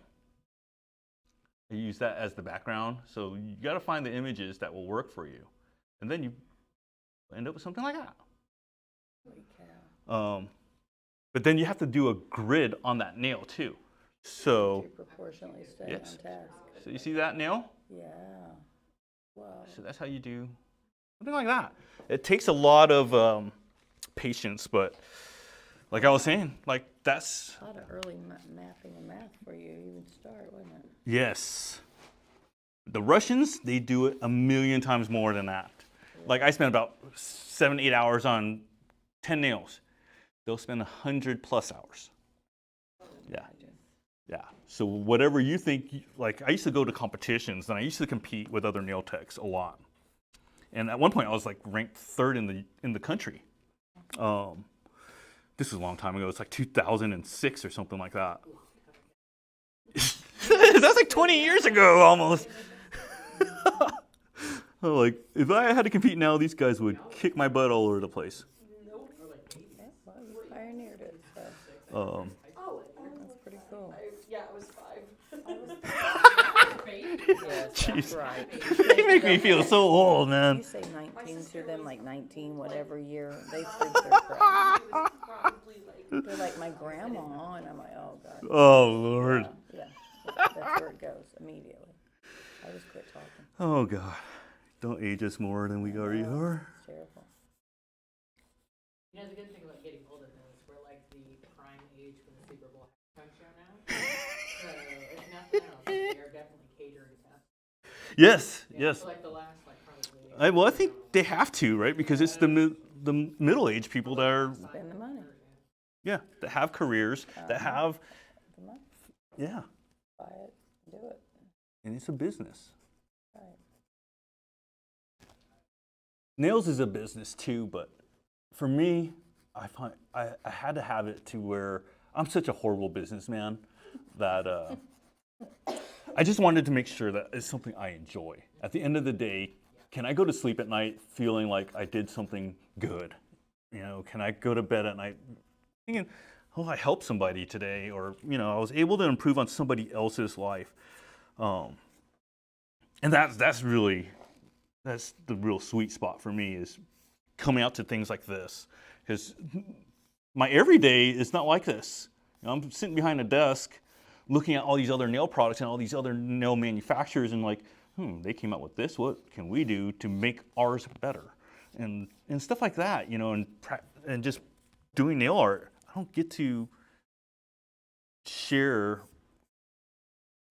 my point of view on nails, even though it's a skewed point of view, but it's nice to be able to do that. So thank you guys for having me. Very cool. Always honored to be able to do something for this community. This community's done so much for me.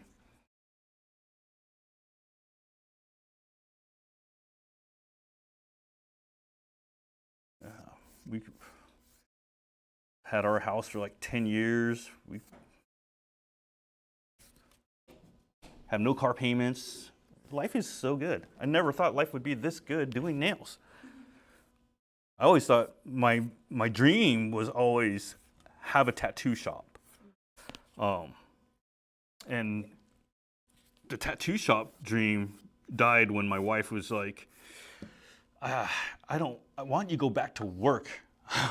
because I was with OPI and I was like, I don't know if I want to do nails anymore. I think I might want to take a hiatus for a little bit.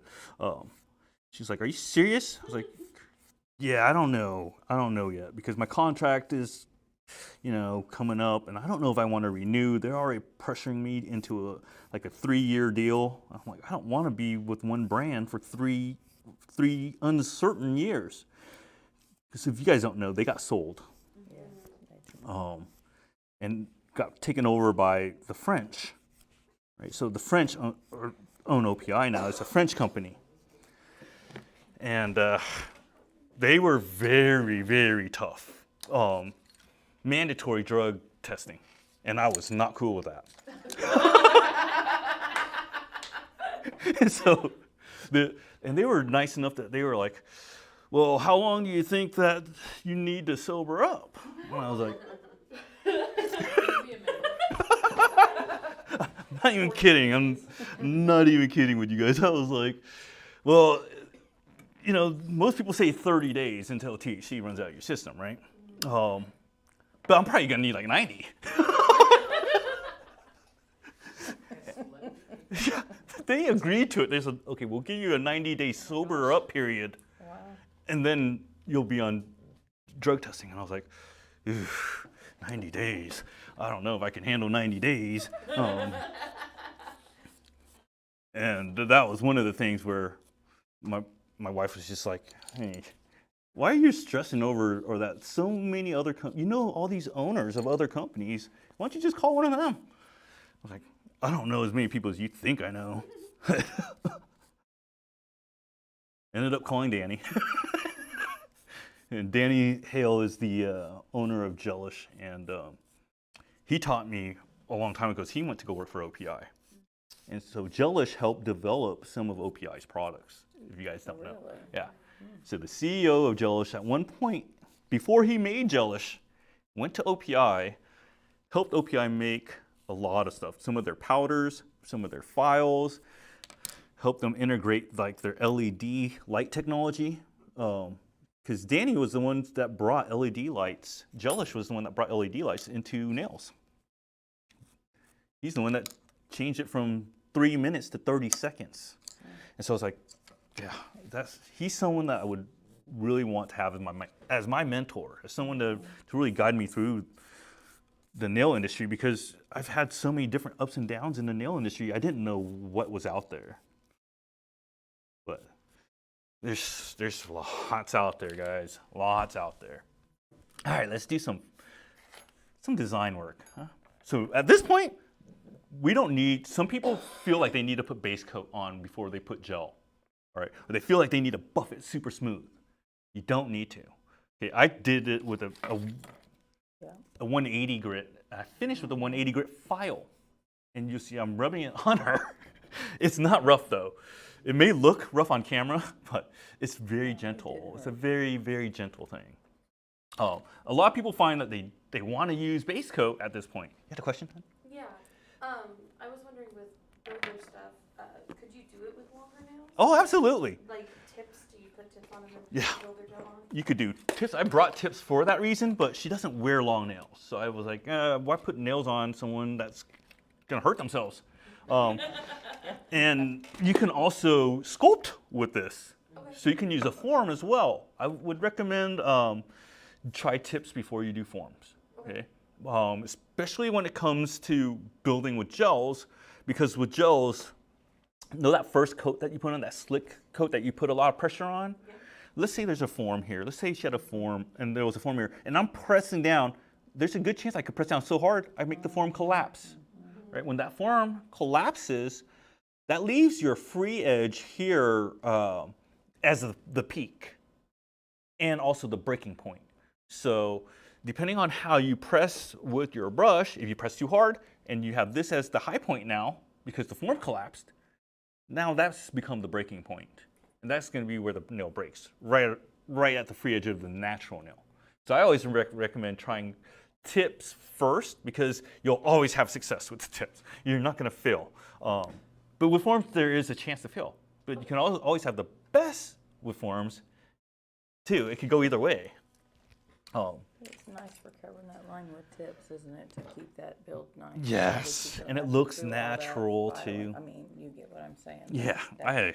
for me, tips is a pain in the, or forms is a pain in the butt, especially if they don't stick well. If they unstick while you're doing gels and they pop open, you're not going to have that problem with tips. Or only with forms does that the tabs pop open, If right? you have to do a form, I mean, because sometimes you have to. Yes.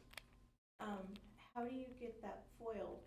How do you get your client to keep their nails still so that the gel doesn't run? You would have to just try one at a time, because it's also hard when a client puts their hand in a light with a form. Yeah. And that can always, so bang, before you even start curing, could have ruined the whole thing. And then now you have to redo everything. Because now that her form's collapsed, there's gel dripping on her sidewalls, there's gel underneath her natural nail. Now you have to take everything off and start from scratch, all the way from step one, right? So that... I know it's nice like this, but what if you did the one with the foot and took the foot out and you just set it over her nail Yeah, each time? yes, That'd be that would be better. better than making her move around, wouldn't it? Yes, yes. If you had her just stay still and then... Yes, and you just took that one without the bottom plate. You Yes. just put it on So over. this is, see how this just unplugged? This would be the way. You could just set over and then boom, turn it on her like that, like how you would do a pedicure. I personally hate forms. Yeah. Yeah. Because there's so much that can go wrong, and it's not always gonna be your fault. A lot of times it's gonna be your client, and just leaving that up to the client scares me. Sometimes it feels like the clients are trying to sabotage you. Sometimes it feels like, oh, he's not spending that much time on me like he used to. Boom! Now he does. Now he has to. That's what happens in my mind. It might not be the case. Maybe she's not even thinking that. Maybe it's in my head. But sometimes that's how it feels. A little trick to doing some nail art, guys, is having a glass palette. We make a lot of these. Honestly, you can make your own too on Amazon. They're just basically, or go to Home Depot and buy a tile, right? But something that you can drench in acetone and really clean it without screwing everything up. That's nice. And I also like to take the colors that I'm going to use. I should have done this earlier. Is I like to have them sitting out for a little bit before I actually do my design. So I'll put the color out. The reason why I like to have it sitting out is because it gets a little thicker. And when it gets a little thicker when it's sitting out, especially the older formulas, most of you guys know this, and I know I've taught most of you guys about this, is when you smell a bottle of gel, if it smells of nail polish, it's going to dry out quicker, right? It's going to be more volatile on the shelf as well. I smell this. All I smell is more of a plastic smell. Let's all sniff together. Right? But you'll smell more of like a raw plastic smell, which is the core of acrylic and gel, right? They're all in that acrylic plastic family. So when you smell that, you don't smell any type of harsh nail polish chemical smell. You're smelling more of a, let me grab one of these guys here. This is one of our older formulas, right? So we change. We don't make a broad statement and put an email out there saying, hey guys, our formula has changed. Things have gotten better. We don't try not to freak people out. Some people are like, well, what about the old stuff? I like the old stuff. I can't use the new stuff. So we don't make these broad announcements like that as a company. We just make things better and hope that you guys like it. So being a more of a pure gel formula, this is going to take a lot longer to thicken up, right? But our old formula, like that pink one, has a lot of nail polish in what we call solvents, right? Some of these solvents in there will evaporate really, really quick, which sometimes, I know Olivia knows this, some of our older products had a lot more stability issues because this was a technology back then to make the application really easy, like nail polish. And it soaked off a lot easier. Problem was the shelf life was not as good as what the new ones will be. Right. With the new stuff and the way gels used to be when it was pure, I just totally missed that. I wasn't gonna call you out, but with the new stuff, guys, they've gotten so good with the chemistry now that some of this stuff now is gonna last pretty much forever on your shelves. Lydia's like, please make it last forever on the shelves. It's really, really cool stuff when you think about the science that goes into this stuff. It's constantly changing, constantly getting better. Some of this, any vegans in here? Not in this area, huh? I'm not a vegan myself either. So a lot of the products now, before they are all chemical products, now we're going a lot more natural. So a lot of the stuff is starting to derive from like tree sap. So before, we were using man-made chemicals. Now it's more nature-based. So a lot of things are switching that direction. And I think it's cool. I love it. And if it's going to last longer and it's not going to smell and it's going to be healthier, I think we should all be for it. yeah, it's a win-win. One of the easiest designs we can ever do in nails is going to be marbling on top, like a wet marble, right? On top of a wet surface. There's two brushes that are my favorite brushes that I just can't go home without or leave home without. I can't go home with them either. I can't focus them either. micro striper and a mini striper. So the mini is gonna be this one, little stubby guy here. Not super pointy, it looks a little pointy on camera until I put this guy next to it. Ooh, okay. Hey, very fine details. I do a lot of my line work with this guy here. And Amazing.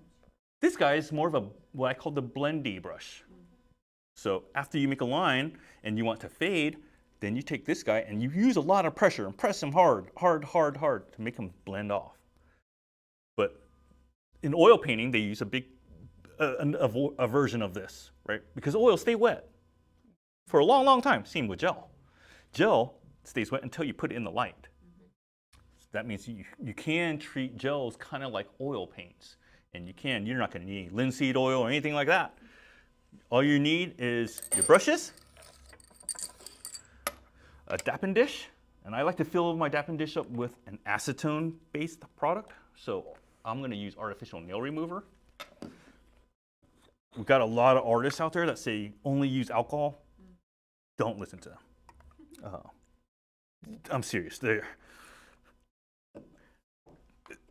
When you clean one of those artists that say only use alcohol and you clean their brush, you're going to see a lot of stuff coming out of their brush. Stuff from years and years and years of building up into the base of those bristles here.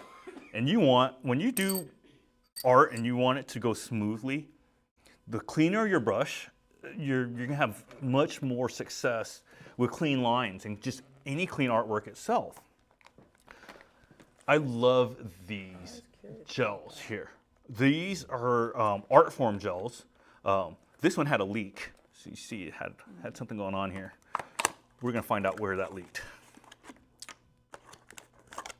Go through. Found it. So when you go in here, you see something leaked in there, right? Yeah. Which was this color.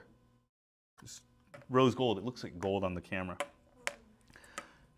But these are a type of gel that can change your life, really. They're concentrated, they're super strong. My most successful TikTok video is me doing the ugliest French manicure on myself. I'll show you guys this. This is, not only is it funny, that most people don't care about, so this is how we do a lot of our testing. I'll test color, I'll make sure that she's showing what color she's got on, but besides that, let me go on to my TikTok so you guys can see, this is wild. Swipe up, right, profile. So, my Chiefs nails here, 418 views, nothing, practically nothing. I did these type of, let me fast forward, I don't even have patience for myself. Yeah,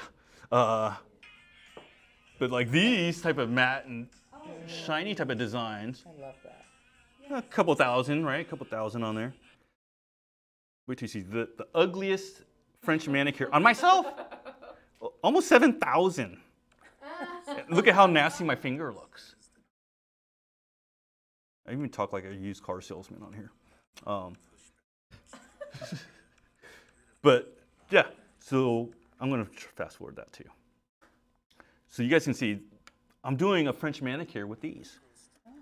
And I'm just using a tiny little brush there. Hey, my boss is on. That was actually the CEO of Gelish that just popped up. Oh, But yeah, so you can get a clean, super nice French manicure with these, with one coat. Did you put a top coat on, or Yeah, just a regular gel top coat? just a regular top coat. I'll show you guys how I did that. wow. Those are cool. When it comes to doing Frenches with these type of gels, you will need to use foundation. Okay, you're gonna need this. I'll give you a little pinky nail with the French to show you guys how to do a successful one. You don't need a pile on your base coat. It's not necessary, just a little tiny bit.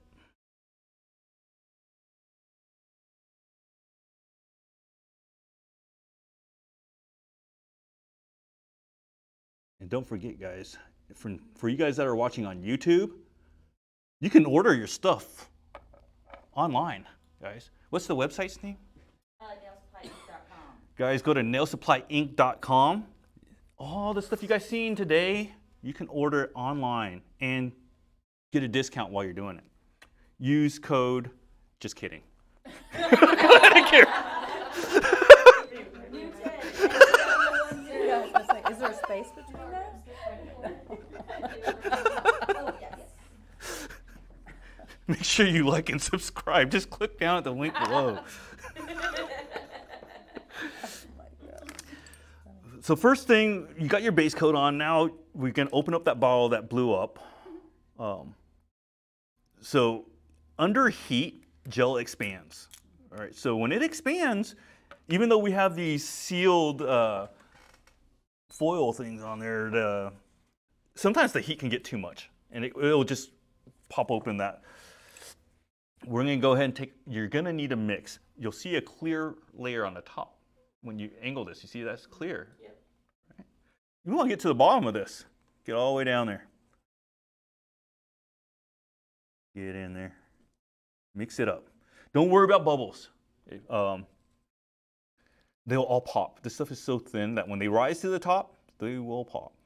It's those thicker gels that when you keep shoving that brush in there, you keep pushing these bubbles in, sometimes they'll never come out. They'll just stay there. So you don't want to do this to majority of your colors here. Pretty much all of them, especially like the black and white. Bless you. Take your, bless you again. You're good. One of the reasons why I like using something so small like this, like my wife says, size doesn't matter. No, just kidding. The length does matter. And the reason why is because of how stiff the bristles get.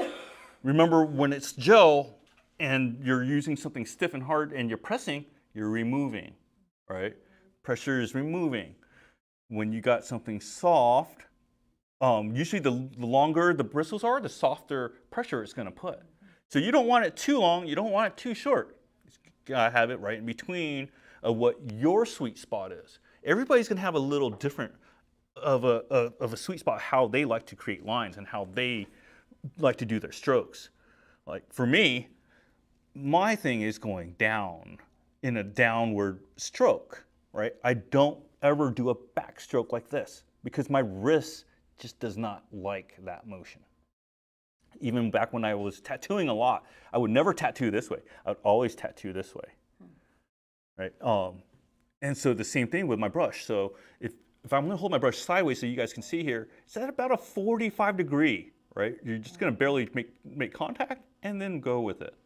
But if you're pressing hard like this, you're scraping a lot of the time, right? If your brush is short, then you're scraping, even involuntarily scraping. So one of the reasons why the length of the bristles is really important. Longer bristles is going to build gels better. It's going to give you more of that stark, bright line. Here, let's say I wanted to do a French nail with a rose gold line going through it, but let's do our French in a different color. Let's do this purple.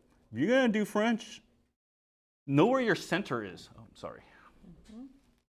My center of the nail is going to be somewhere around there, right? Then how much of a smile line do you want? Do you want to be really smiley or meh?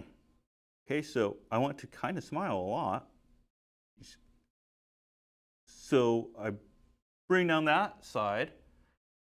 Once I have that side, I can go ahead and cover it. And you'll see it fully covers in that one coat because I'm not pushing a lot of pressure. And my bristles, they're not too short. They're long enough to release the gel properly. But if they're too long, then I can't control them.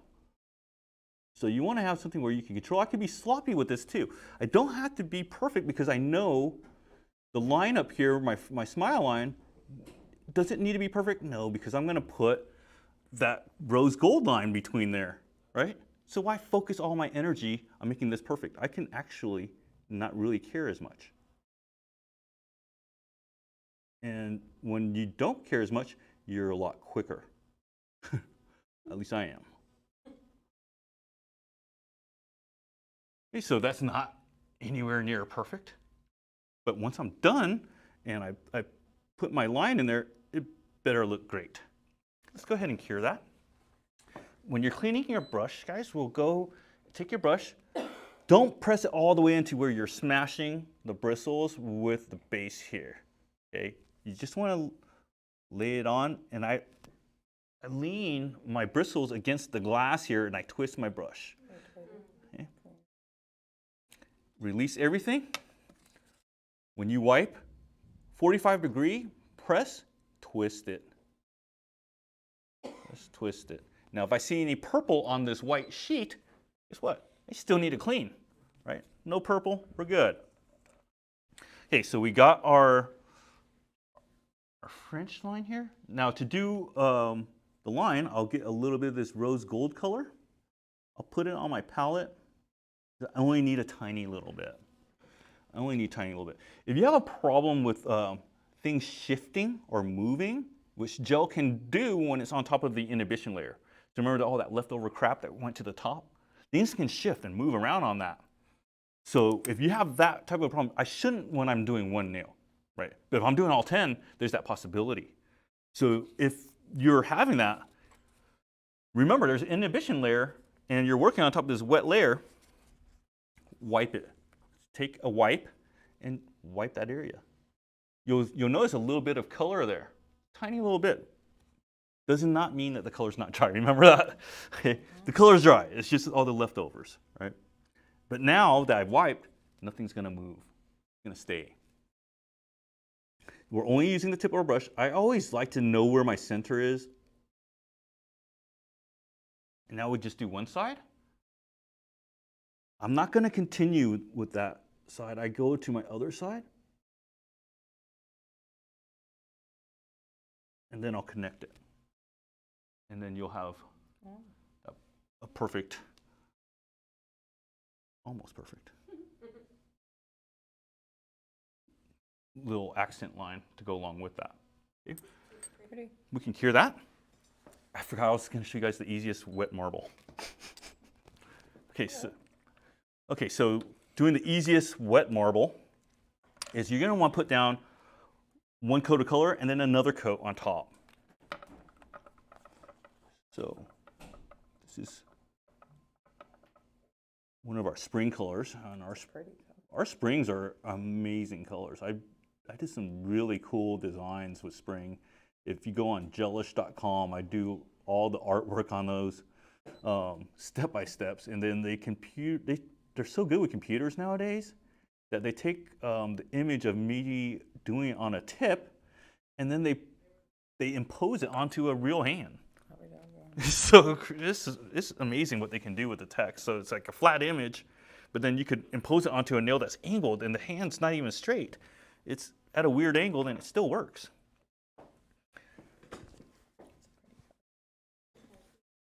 Yeah, it kind of reminds me of salmon and terracotta mixed together.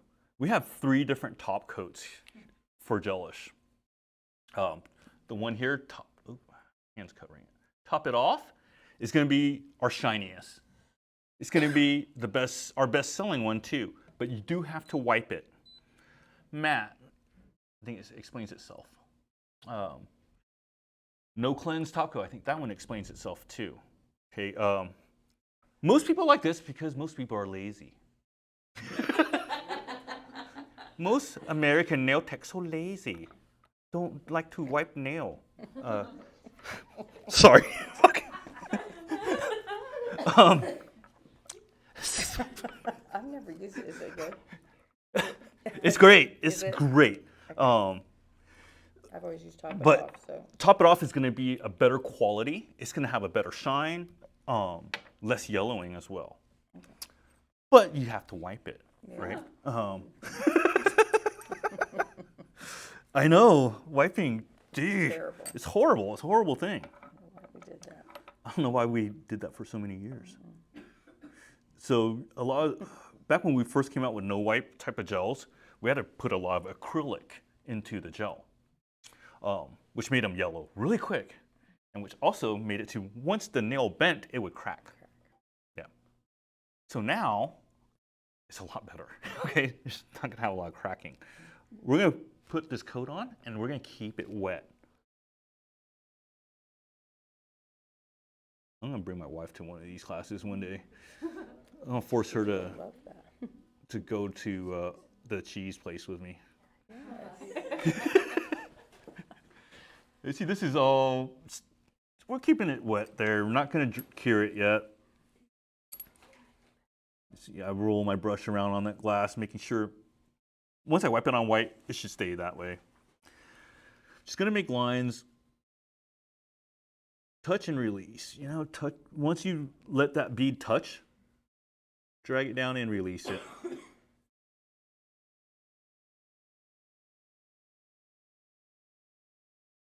And we're just gonna make lines go through there. Just add a few more colors to this. Make it brighter with some yellow. When I first showed OPI this design 20 years ago, they were mind blown. I bet if I go back there and show them again, their minds are gonna be blown all over again. Yeah, the French. Because I've seen some of their videos lately, and I'm like, That's funny. That's funny. we're gonna go ahead and drag through. When you drag this through, I remember I named this design the pull through nail art. When you pull through, wipe your brush in between. So I'm wiping my brush. If not, then you're gonna have that purple bringing itself back up there.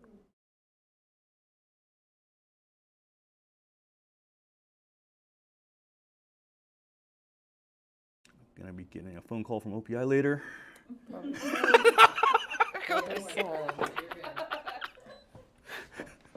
my goodness, that's funny. They are very petty, so I wouldn't be surprised. When I quit, here's gonna be another phone call. When I quit, they actually asked me for all of my used stuff back, like my kit. So we all have an educator kit, right? Like this little thing here, right? OPI has 1, 2, something like that. They're like, and most of your stuff is used in there. Most of it's not new, right? There's a lot of miles on that thing. They're like, would you send us back your kit? I'm like, fine, go ahead. Then all my leftover junk I put on eBay.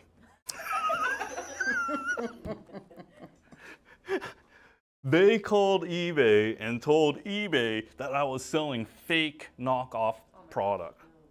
And I was like, no way. This is not fake. This is coming directly from the factory. This is not fake. Yeah, what a nightmare.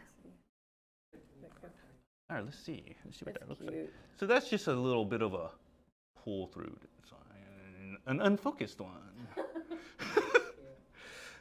Another thing that you guys are probably gonna wanna know how to do, very simple, is doing floral, right? Doing flowers.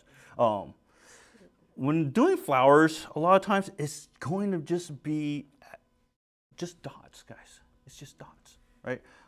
Pretty much all of my artwork is all dots. I know I don't show it a lot. You just see like step 1, half of a face. Step 2, color in the face. But before I do any of that, they're all little dots measuring. Little dots measuring. That's how I get my grid to measure that grid of doing these Chiefs players. Is just breaking it all down with little tiny dots. Little dots, and then I'll draw my grid. But measurements are always going to be dots. Let me see if I have an example.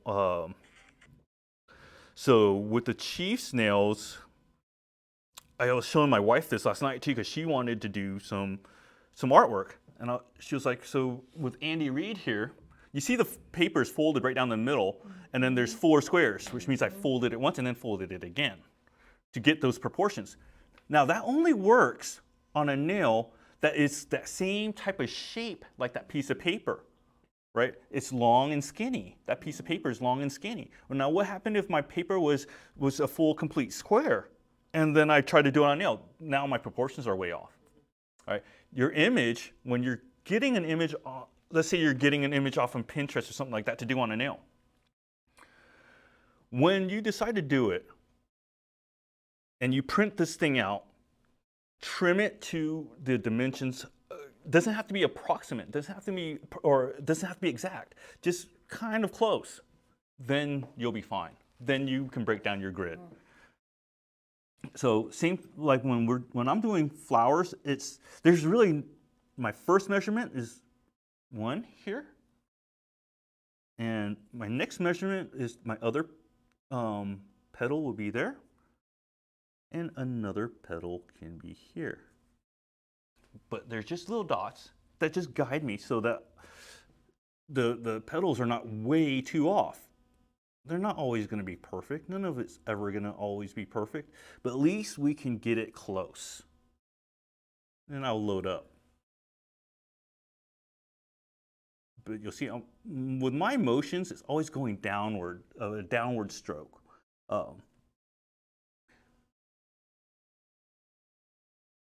So just keeping that, you see a little bubble there, pop that thing. Doesn't want to pop. Fine, stay there.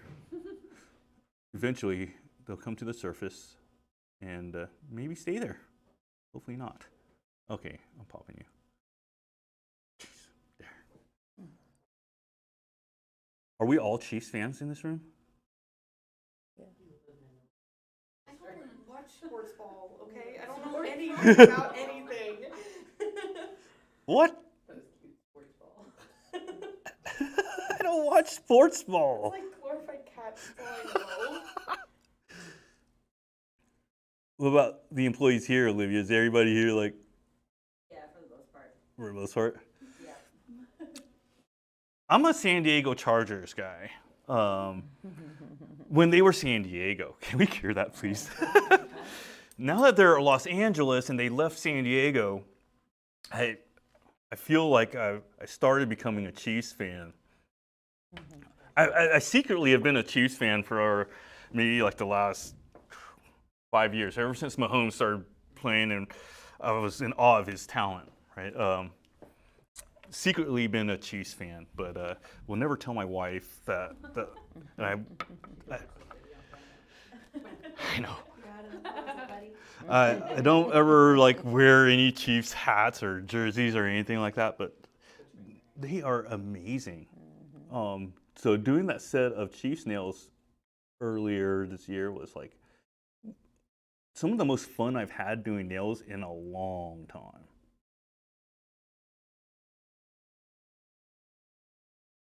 Love doing it when it's something that I don't care how long. Well, I guess I do care. I'm not doing the whole Russian 100-hour thing on it. Okay, so those 3 dots became 3 petals. Another thing I'm going to do is add some leaves to it. We've got the great green for the leaves here. Just one there and one there. When you load up, I'm going to try to show you guys up close here. When you load your brush up, it's kind of hard to see. Shit. Okay, it's kind of hard to see, but when I first picked up, my bead was at the tip of my brush. Okay, it's hard to see, but it's not at the tip of my brush anymore. Teach, can you see? Yeah, It has, it's shifted back. yes, it's shrinking, right? Just like it does to the free edge of the nail. It's pulling away, it's shrinking. So when you load, do your measurement dots, and then once it's loaded, you gotta go. Can't sit there and talk like me. So I load, and I go as soon as possible.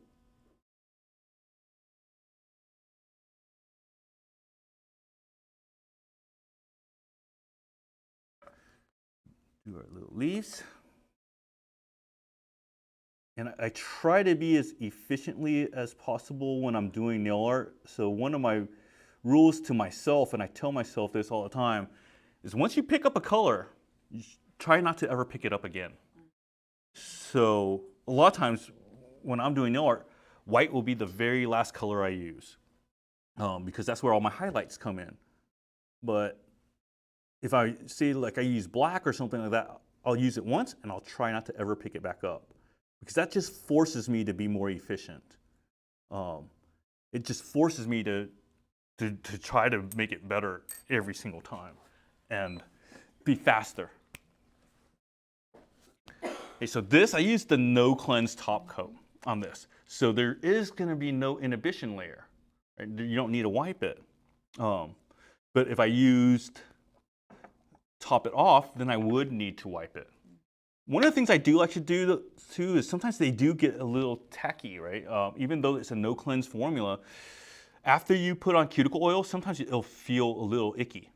The trick is wipe it with alcohol. So what I do with a lot of my clients is I do oil, I massage the oil in, and then I wipe just the nail.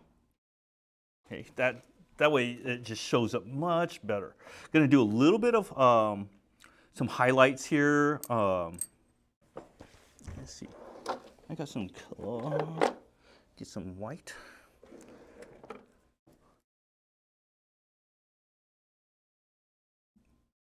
So highlights with the white at the very end.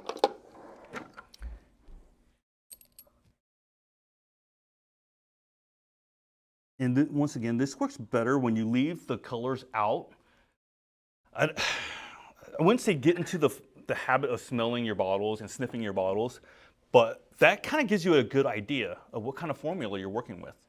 Are you working, if it has a smell, then it's considered a hybrid gel. That was an old term. I don't know, are people still using that? They are? Yep. So when it has that smell of a chemical smell, of a solvent smell, you're working with a hybrid gel. If you're smelling more of a plasticky smell, then you're working with a pure gel. Pure gel, we explained the differences earlier. You're not gonna have to worry about leaving it on the plate and all that. It's not gonna get all gross on you really quickly. But the hybrid gels can. Okay, so if you're working with the hybrid gels, just make sure that you know how fast you are. Bless you. Another one. I got to meet the Ozark police this morning.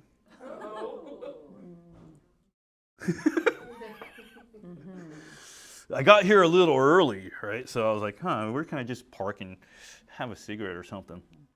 I pull up to the Days Inn right down the street.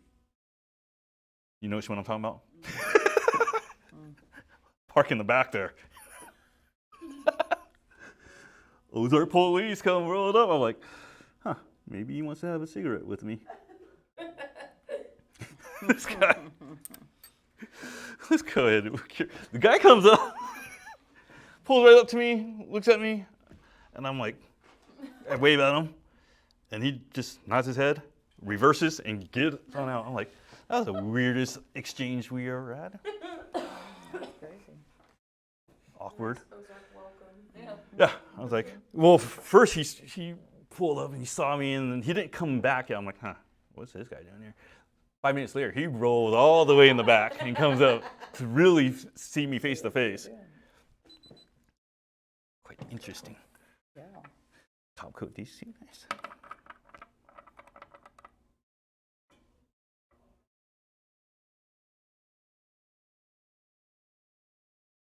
So sometimes when you top coat, you're gonna see the product react where it's like kind of gives it that, we call it the honeycomb effect. Where it looks like, or no, orange peel, where it becomes where it looks like a peel of an orange, where it's dimples everywhere on your nail. And some people are like, oh, my top coat must be bad. Your top coat's really not bad. Okay, top coat's gonna be fine. That's just an initial shock. It will go back to normal. So that happened to this nail, the nail that I had that marble on when I just applied on top of it, and it had that effect. But if you see here, I applied way too much and I got it on this on the sidewall here, you gotta get rid of that before you cure. So I gotta go in there. What's even better though than getting that is if you can get really into there and get that out. Okay. If you just can't, if you feel like it's too deep and you just really can't get all into there, just cure it and then file it after. But you want to make sure there's no crazy ledge. Thing on? Yeah, it's on. No, I didn't hear it. You don't want to leave any type of ledge on there, which can easily happen. All right. Don't want to make you look. It's too late. I'm alright. Look at your hair. Okay. We're gonna make you very fun. Okay. All right. Let's do some chrome. So doing a little bit of chrome accent lines. Those can be a little tricky when you're doing with chrome and doing accent lines that are just meant to be just the chrome lines, right? So let's say I want to do my weird design here. I'm super jealous of your hair too, by the way. So did you have to bleach it first and then add the color, correct? No. No? No, I grow in white hair, so, Lucky. yeah. It does make it a lot easier. I was watching a TikTok video and they were showing how to make like gunmetal hair. Or I don't know what they call it, but that's what I described it as. Super freaking cool.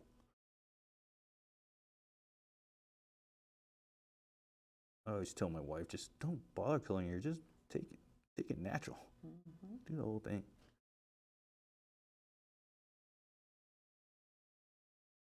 I think a lot of us are still in business here doing beauty because of the vanity women have. Which thank you for that. Yeah. We still have a job. Because of you guys. And they used to say like when times are hard and the economy is not doing good, beauty will always survive. Yeah, that is true. They'll say COVID even women are willing to cut a lot of things. They're not willing to cut beauty. Whether they're doing it themselves or whatever, but they're not going to cut it.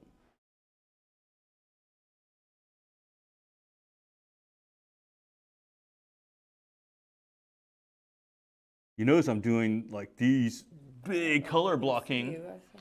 with this tiny little brush. Reason why is because I use a tiny little brush is because I only have to do one coat. Right? It only needs one coat. I'm going to do a couple others over here.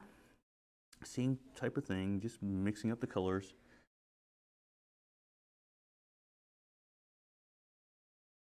Trust me, I feel those yawns from over here. And I wish I was sleeping too. No, I've been having such a hard time with sleep lately. It's been like, I don't know what it is. I normally take Ambien, which is, it's not a great thing to be taking, but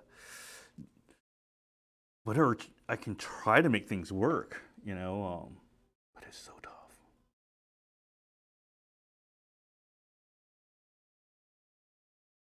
Yeah, most nights I won't even go to bed till, like 3 in the morning, something like that. And then I'll wake up at 6. Like, that's not normal, not healthy. No.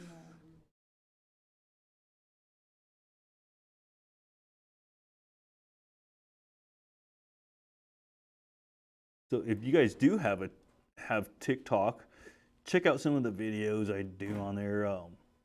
They're all very self-explanatory. Nothing's like too outrageous. But it does, I feel like it helps people. Let's go ahead and cure that, dear. Okay, so now this one that we had a little bit of dripping issue. You will feel a little bit of a heat spike right on that spot where it happened. And most of the times that's where you'll know is the client will be like, "Ooh, it got a little hot on my skin over here." And then you'll be like, "Oh, okay, I better check that." And when you check it, you'll see this, it's all shiny. See that? Super shiny, not good. When you have it like that, separate it as much as you can. Just take your little fingers and try to pry that up. And then get a file that's as soft edge as you can and put it right up to that nail and gently file along with that. That's good enough. We just want it off the skin. I'm having a hard time getting this little guy here. Oop, there we go. There we go. So once you got it like that, it's going to be a couple weeks till it grows out, until she can start to feel it. But she, at least let the client know, hey, you might need to buff that little area. Okay? But I always like being up front like that rather than, you'll find out later. Yeah. When it's stuck in your hair, you'll find out. Yeah. I like to warn my clients about, hey, in maybe a week or two, you're gonna feel a little ledge here. You might want to buff that out. Here's a buffer. Okay. So when doing any type of chrome accent stuff, like I'm gonna do these 2 nails with a chrome accent, getting chrome to transfer can be a very difficult thing. But it's much easier when you have matte top coat. Much easier. I think I brought enough bottles for everybody to have one. Matte top coat, right? So when you do matte, you don't need to press really hard. Sometimes, I should have showed you guys this. When you first open up, it depends on how long your bottles have been sitting. When you first open up and you take your brush out, it should look milky and white like that.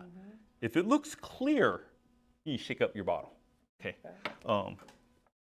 It should look milky like that. So if it doesn't, shake.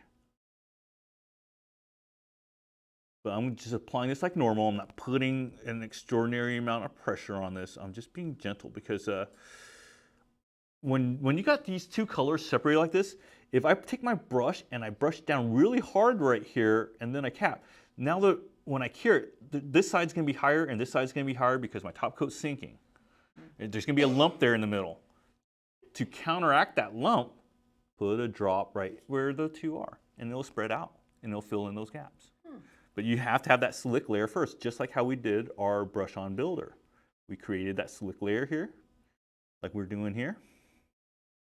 And same thing like with any type of nails that you're doing. Let's say if you're doing a French nail and there's a bump in there, or you're doing a design nail, there's a bump in there, cover the entire nail first. And then know where your low spots are. This is a low spot, that's a low spot, and that's a low spot. I'm gonna guide this low spot more towards the center, and it's gonna be even. Now I wanna make sure this guy didn't drip because we had our hand down a little bit, and I'll smoothen that out.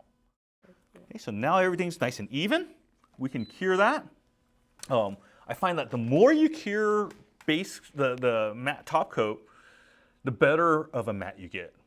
On our instruction, every single bottle we make, we put directions on there. On the directions here, it will just say 30 seconds, right? Let's see, yeah, this one says 30 seconds.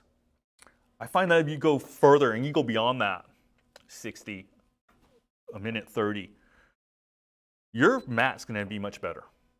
You have much better matte, okay?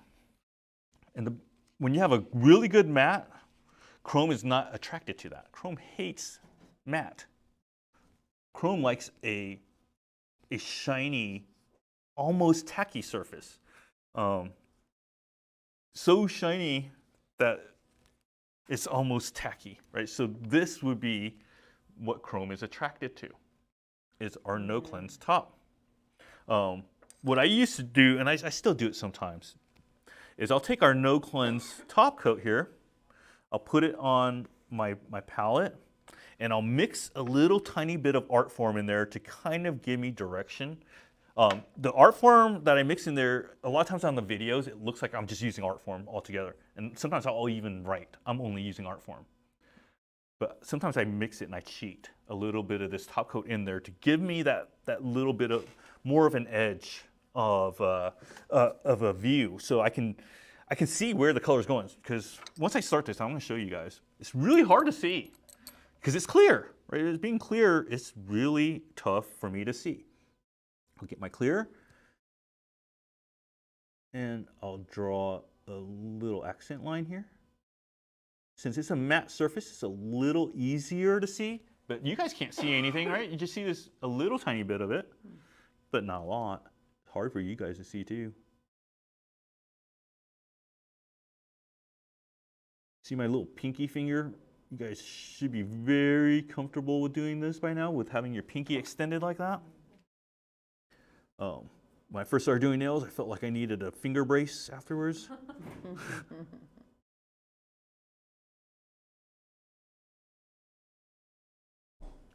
Because normal people aren't used to having their pinky extended and doing this type of motion like us nail techs are. We're kind of weird like that.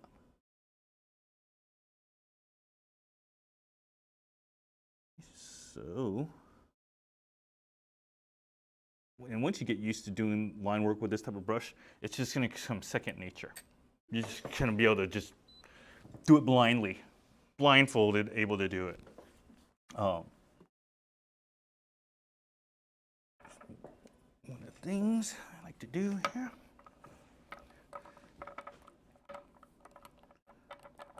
Ooh, I'll do one of my favorite designs here. One of my favorite ones, and I've always loved doing this, is a butterfly French.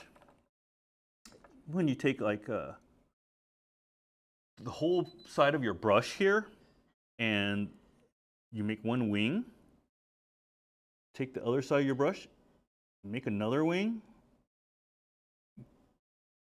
brush that down. Okay, it doesn't look like a butterfly right now, but it will in a couple seconds. Yes.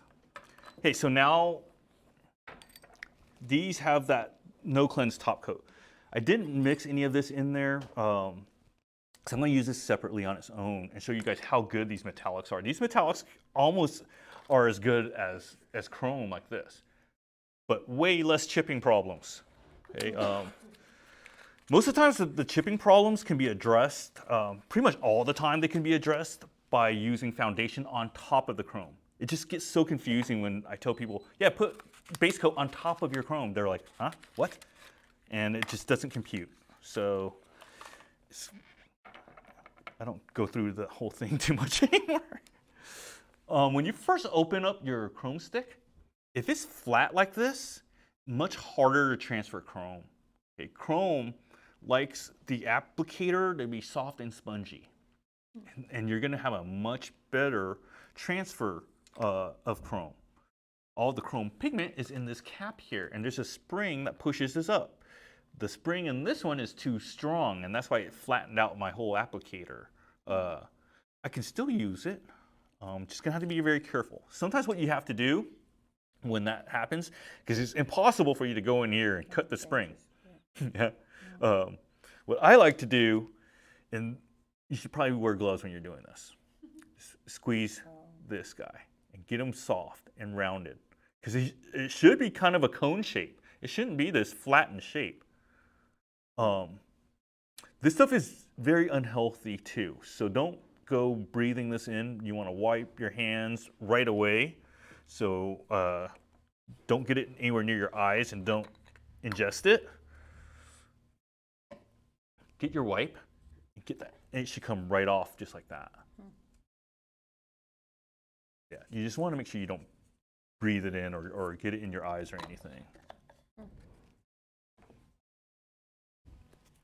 Okay, so now that see, it's got a little bit more of a point tip to it. It's still flattened, but it's going to work much better now. And only the places that I rub this should go on there and chrome out those lines. Like that. Do that to this guy. And you see it's not, if it does happen to get everywhere, it can happen sometimes where your chrome is just going to get everywhere because you didn't clean your matte top coat good enough. You didn't wipe off all the inhibition layer. So if you didn't wipe off all the inhibition layer and there's still some tackiness, the chrome's going to stick to that. But that's fine. Like, I didn't wipe it all. That's why there's a little bit of a smudge right there. When that happens, just take your brush with some remover, and it's gone just like that. Then you'll top coat it. So, We'll top coat these two. We'll use the good top coat here. One thing I find about Top It Off too is it does run. It's a little bit more fluid and more liquidy than our other top coats. So let's say you apply heavy and you tend to get a lot of product. Double check your pinkies, because the pinkies sometimes will be, most of the times that's the first nail we apply, is the pinky. So most of the times that's where you're gonna have a lot of the flooding like I did just now. Okay, we can cure that. Hey, the next steps, ooh, anybody want that? No. Oh, definitely. It happens. All right, on with the butterfly here. Usually I use black and I'll do all the black. I'm gonna do the black with purple this time. So usually I'll do like the head and everything else black. Yeah. So we have the two wings. We'll place a dot right in the middle here. Take our brush, go from one corner of the wing all the way down to the center. Other side, same thing. Touch and go. And the reason why I like to make it touch first is because once you make it touch, now that gel's at the tip of your brush. Once the gel's at the tip of your brush, you're gonna be able to move it around, and you're gonna be able to stroke it how you want to move that gel around. Go here and make like a bowling pin shape.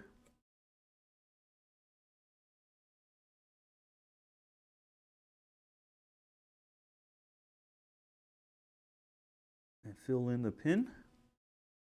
Do an antenna up here. Another antenna up here.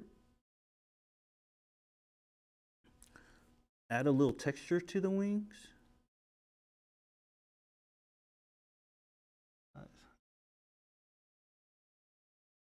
One of these days, we're gonna find the perfect camera, guys, I promise. It's so hard with nails too, and finding footage that's good, because it's all a point of view thing, and it's really hard. I don't know why. We've experimented with so many different types of camera setups, haven't we?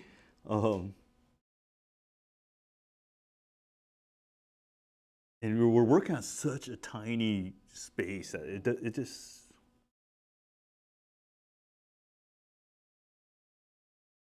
I don't know if you guys can see, but there's tiny little lines in there. But, well, you can see it or not, it's there. We're gonna cure.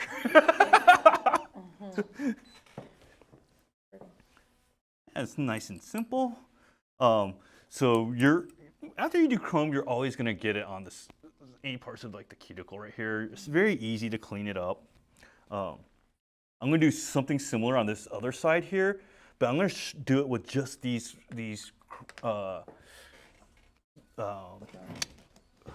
art form gels.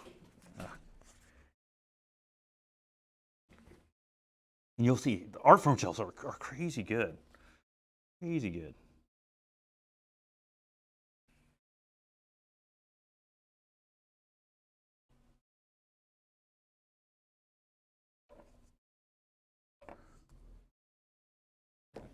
All right.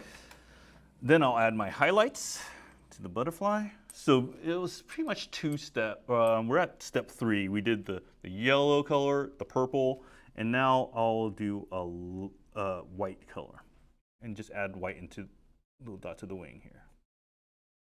I wasn't fast enough, so the gel started shrinking on my brush.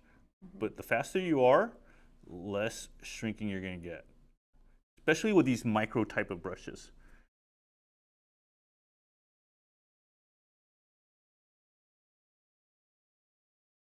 You guys see it, there's a little white in there. I'm gonna mix a little bit of white with the yellow to make a lighter yellow and highlight inside the wings.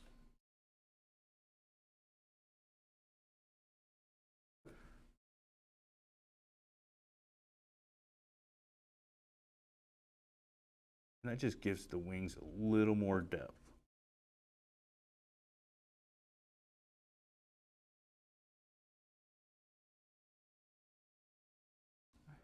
go have something like that. Usually there's a little more contrast with black, but I kind of like it just subdued a little bit like that.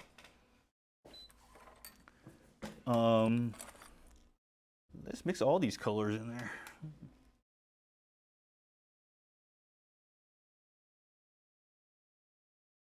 These in.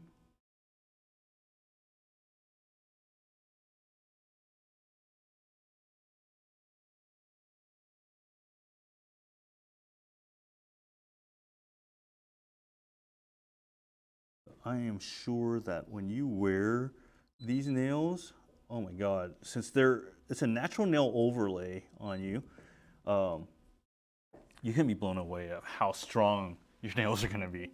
Months and months you're gonna be wearing these, and you're gonna be like, I'm so glad I got a bottle sitting in my goodie bag. They gave you guys like, that is a heck of a gift. I think, don't those things sell for like $20 a bottle? Yeah. Yeah. Wow. Yeah, that was the price of the, I didn't know that my class cost money. Think you guys are paying to come see me? I did not know. I was like, shocked. I was very shocked.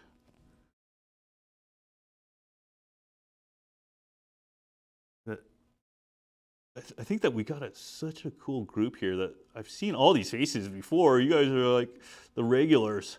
And I really appreciate you guys coming. It's really cool that you guys do that. No, sometimes like we feel like you're getting older and you're like, oh man, am I still legitimate in this industry?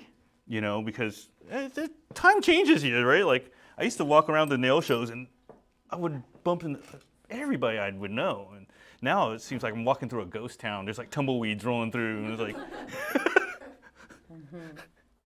yeah, the shows are just not the same, guys. It's totally different now. But having these type of things makes it really cool. It makes it really nice to have these type of events where we're face to face, and we're all in a learning environment. Because a lot of times you guys share a lot of stories, and I get to learn off from you guys.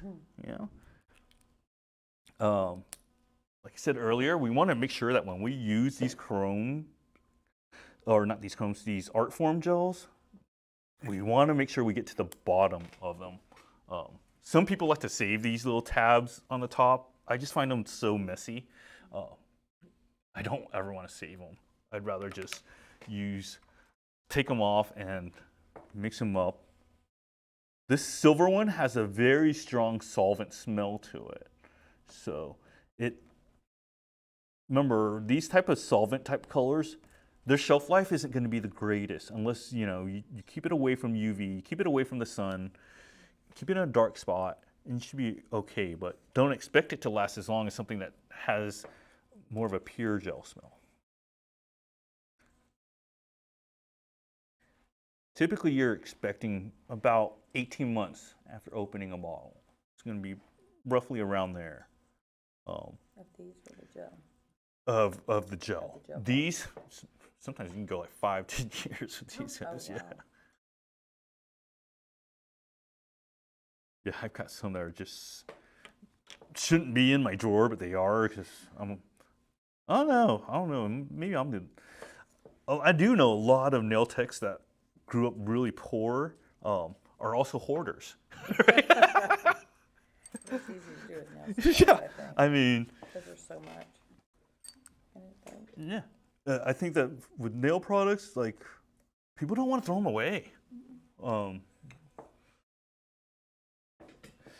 Okay, so let's do one with gold here, and then the other one with silver, so you guys can see. When you're lining with this, same rule, 45-degree touch. Once you made that initial touch, don't press down hard or anything like that. Just let it run with that brush. But you don't want to force and try to force it. And if you need to go and do touch-up part right here, I'm doing it gentle. I'm just letting it glide on top. It's sliding, all right? I'm floating it. I'm not pressing it. That's why I keep iterating that once it makes contact, run with it.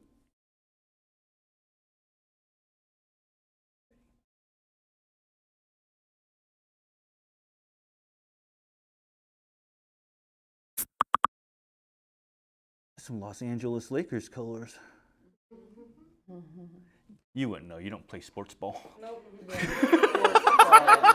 Smiling, not That's the craziest thing. All right, silver on the thumb.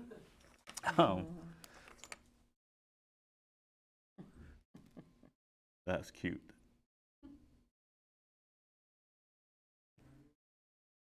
Yeah, this silver is, it looks like it could be almost chrome, the way these look.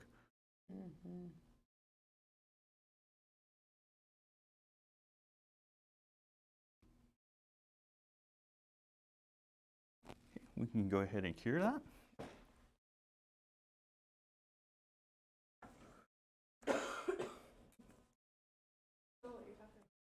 You smell it? Yes. Can you smell it? Wow. Yeah, I can smell it.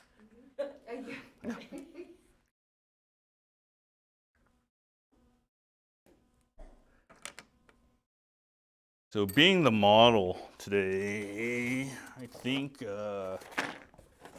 you'd want to try a set yourself, right? Wow. I thought this gift of the nails was fabulous. Okay, cool. As a polite way of saying thank you very much. Those are awesome. Sometimes my wife's like, "Can you do my nails?" And then I'm like, "Of course, I do it every day." And then when I go to do her nails, she's like, "Well, you've been doing it all day. I'll just do it myself." So bad. Yeah. She's amazing nail tech. Also, a great speaker too. You should bring her up here. I should. She would give a heck of a speech. That's cool. She was the lead of. OPI had a bunch of different competition teams at OPI. One of them was a public speaking team. So she was the leader of like their public speaking team. Yeah, they even had a spokeswoman that was like a world traveling spokeswoman. And I used to travel with her. She was like my on the road mother. Amazing, just amazing how a young, naive kid. I didn't know what I was doing out there. Kept me out of a lot of trouble. Very, very appreciative of that, Joey, if you're listening. That's cool.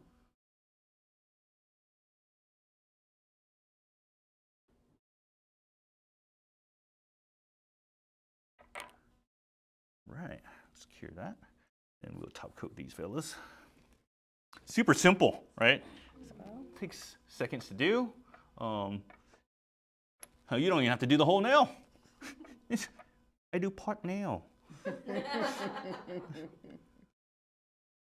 But yeah, you don't even need to do the whole entire thing. But that chrome, or not the chrome, the art form gel. Oh my God, that gold and that silver. It looks like it could be chrome, but it was done with a brush, so much easier. So much easier. Okay, let's cure.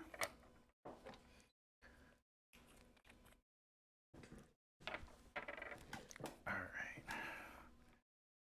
Did I? Sometimes I trick myself and I'm like, is this not? I cured it, but No, I was checking to see if it was if I use no cleanse or if I used the regular one. okay. Because I got 3 of them up here. I don't know which one I used. I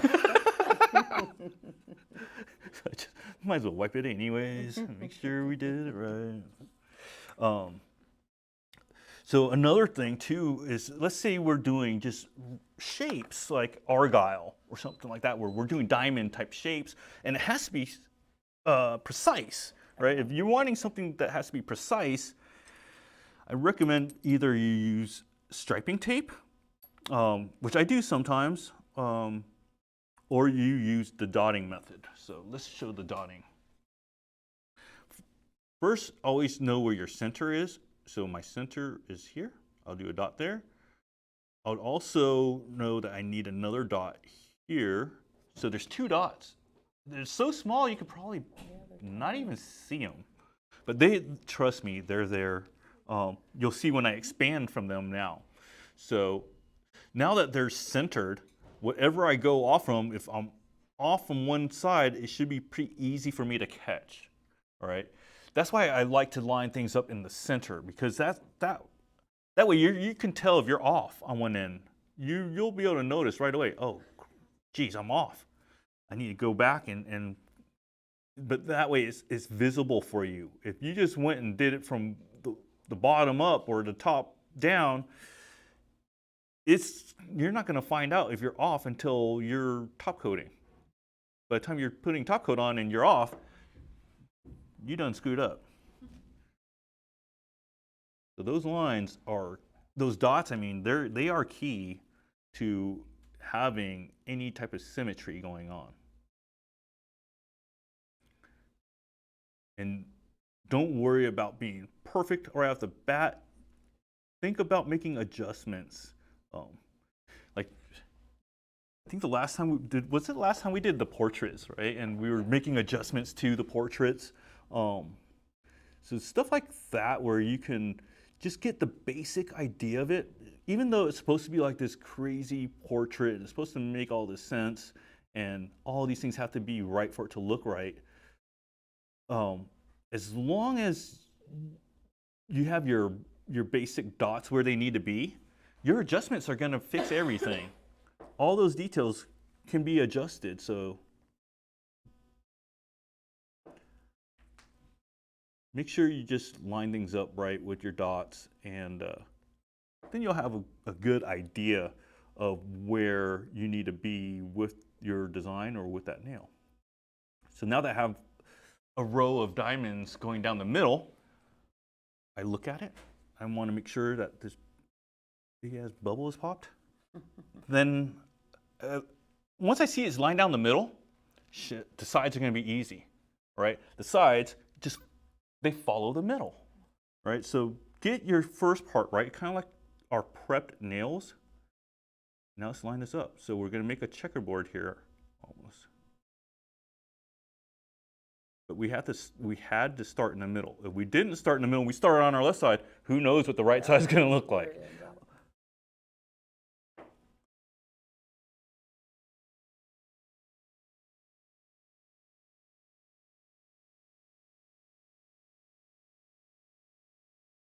You'll see when I'm pushing this down, I don't care if I'm pressing hard or what, because the brush won't allow me to go overboard, because the bristles are so soft. If the bristles were hard, it's very easy to screw it up. It's very easy to drag it, or to drag things off, or to have too much pressure. This brush won't let me, because it's just a soft, bristled designer brush. With it being soft bristles and working with gel, it's perfect for making line work. Is that from Gelish also, the brush? Yeah, so one of the things when you are an educator with a company or you work for a company, you're really not allowed to use other brands. Well, It's kind of bad. I could understand why. well, of course. You know, it used to be. It's very cool. It used to be something where I was like, well, you know, I don't work with OPI all the time. It's not like Michael Jordan, all he drinks is Gatorade every freaking day. And so that was kind of like my reasoning behind it. And then they pulled me aside one day and I was like, hey man, we give you all this stuff. We pay for all your trips. We pay for your hotels. We pay for this and this and this. I'm like, okay, guess I will be drinking OPI all the time. That's funny. Yeah. Cool. And so I ended up being, yeah, kind of forced into it, kind of. Didn't really volunteer for it. I don't know if you guys can see, but there's a full-on checkerboard here with negative space. But we're going to do a little more to it. So we'll add to make it argyle, you need to have those lines. And how to get good line work is to adjust your pressure. All about pressure with gels, guys.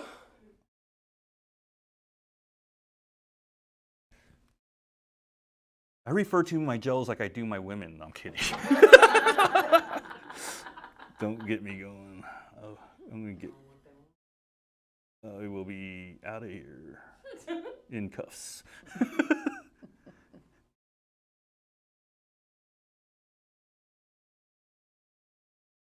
So go one direction. So I went one way.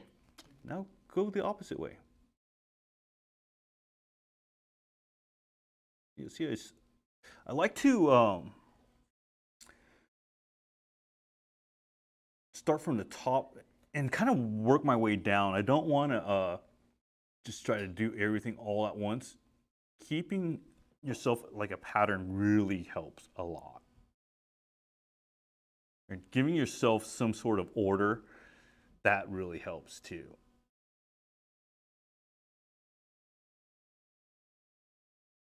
Okay, we can cure that, dear.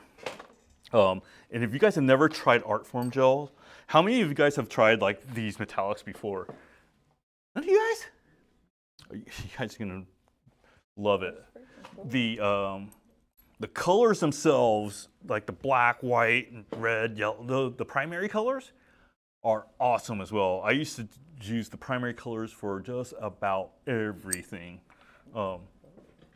Because these don't have an inhibition layer. You'll cure it, and there's no tacky layer. So you can chrome those too, which can make them really cool too. We're gonna oil. Wait, you know what? I want to oil after I'm done with the thumb here, because I can easily touch this thumb with some oil on there and do myself in really good. Or do you in really good. We'll both be unhappy. You know what? Let's just do straight up chrome. I get this a lot from a lot of the, I had this one tech that I was training for a while, and she's very gifted. Needed to work on like doing paisley and like floral type pattern. And I was showing her, it's just the little swirls, right? When you think about doing swirly patterns like that, try to just think of, you know, doing smooth strokes and then having them go in together. So I'm doing this one smooth little stroke here, and you see I always do that downward motion. But now to make that swirl, I'd have to go back and do an upward motion, right? No, I would just start on the other side, go down, and go back to that spot. I'll connect it. And I'll connect that and swirl that together. But I also like to, and if you're gonna make this one line run, let it, just touch it and let it run with itself, right? And the cool thing is, if you're ever like, that looks kind of weird, wipe it right off. Comes right off. Anything alcohol, acetone based type of product, make it come right off. So when you're doing, I'll make a better swirl right here in reverse. So I just made that line. I'm not gonna try to loop all the way around. It's just not comfortable for my wrist. Now, if you're good at that, by all means, go ahead. I'm not good at that. So I know I have to connect it, right? I know my wrist just isn't comfortable doing that. So for me, to make a swirl, I have to do everything in 2 steps like that to make it swirl.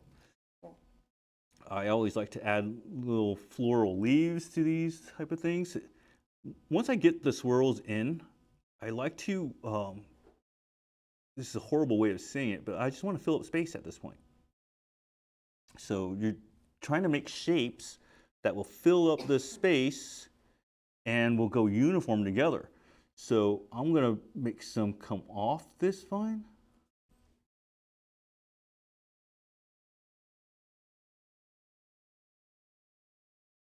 So usually in between when there's like a V shape here, I'll do it's called a fleur de lis, kind of like what you got here on the tattoo there. My ring. So, are you a New Orleans girl or something? No, it's just that was Okay. just special to family members. So I like to do that fleur de lis, like in between any type of V-shape openings, any type of openings you get like that, go ahead and the fleur de lis is a great one to fill those in. And any type of open spaces down below, a great time to fill in with leaves. I like to leave the center line blank. That way the negative space of her true, her natural nail color will show right through that. And just leaving that blank in the middle there.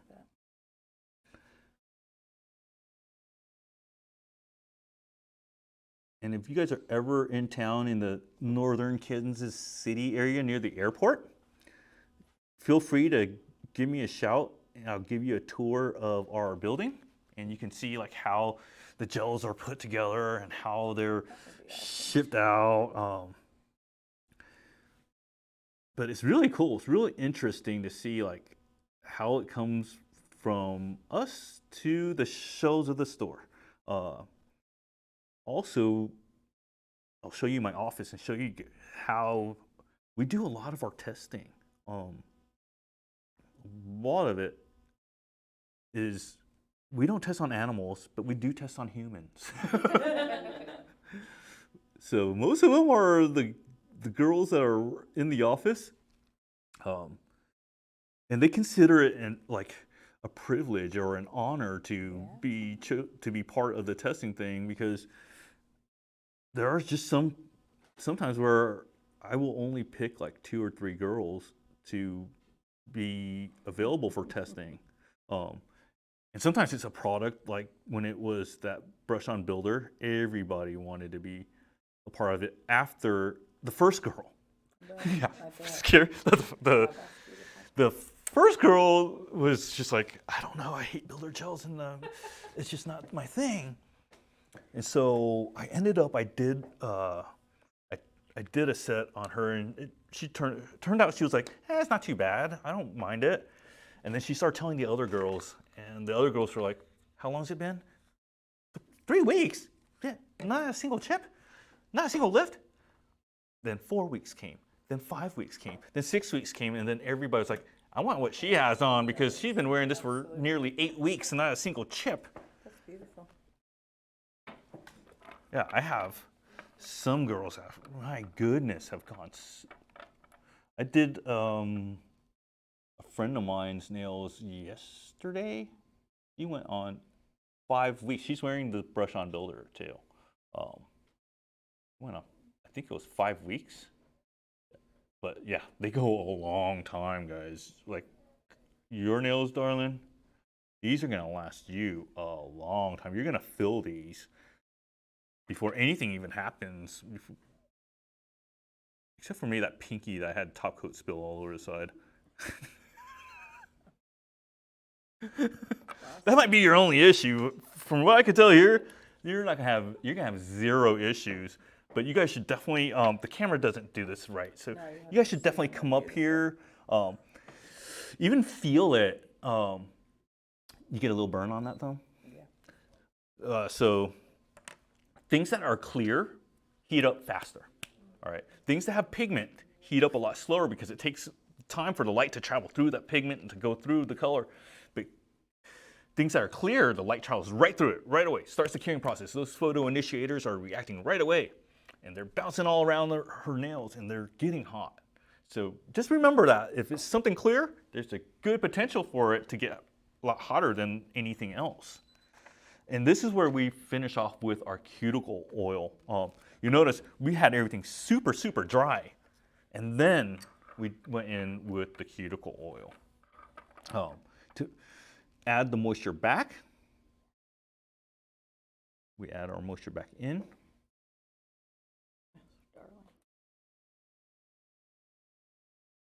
Oh, I did it again. See this thumb, guys? So now you have a thumb and a pinky that might have issues. So pry that up.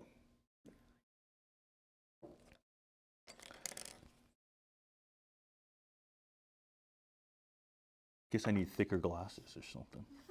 But yeah, you definitely want to get that ledge. I'll get it, it'll be all right. You're the best. What are friends for? But I will definitely wipe the inhibition layer and oil that thing good. So get your oil on, massage it in.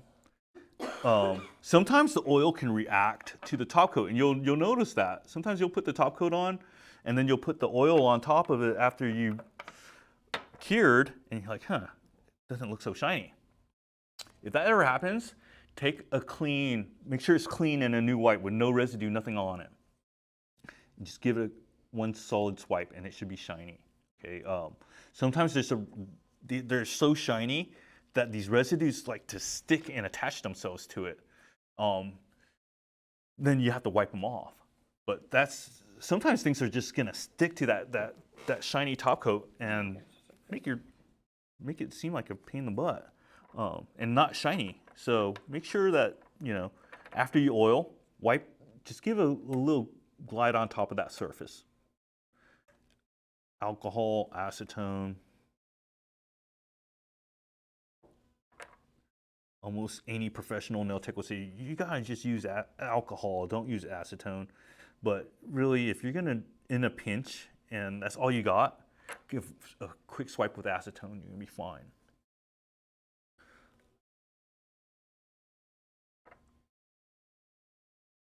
Okay,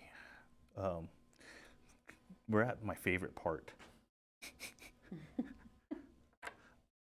The cuticle oil has always been my favorite part. Okay. Squirrel parts, nails need it. Like, that means you're done, right? Yes.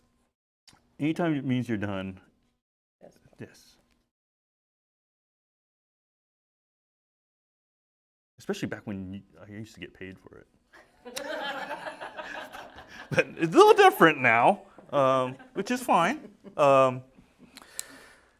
No, actually, one of the best parts for me is unloading all this stuff on you guys, because there's no way I'm taking all this stuff home. Okay. The name of the peach color, this one? Yeah. It's yours. Oh my gosh. I just wanted the name, but thank you. Tidy Touch. That's the name, guys. That was so pretty. I don't know if you guys like using these things. These are great for helping organize your salons so that you have Thank you. Thank you. some color. There's some blank ones here too. Let's see that. Let's see that Yes, look at those. Here's one with Look how some pretty. Aren't they pretty? Yes. You guys anybody want more? Anybody need more than just one? I'll take one for my outfit. Yeah. This Want is the a pretty couple? spring colors. Aren't they I beautiful? like that. I'm sure this is the spring collection, isn't it? Yeah. Those are so cool. Who likes Rocket Man? Rocket It was Elton John's collection. Oh. He did the movie. Oh, okay, that's Absolutely, right. the old people like it.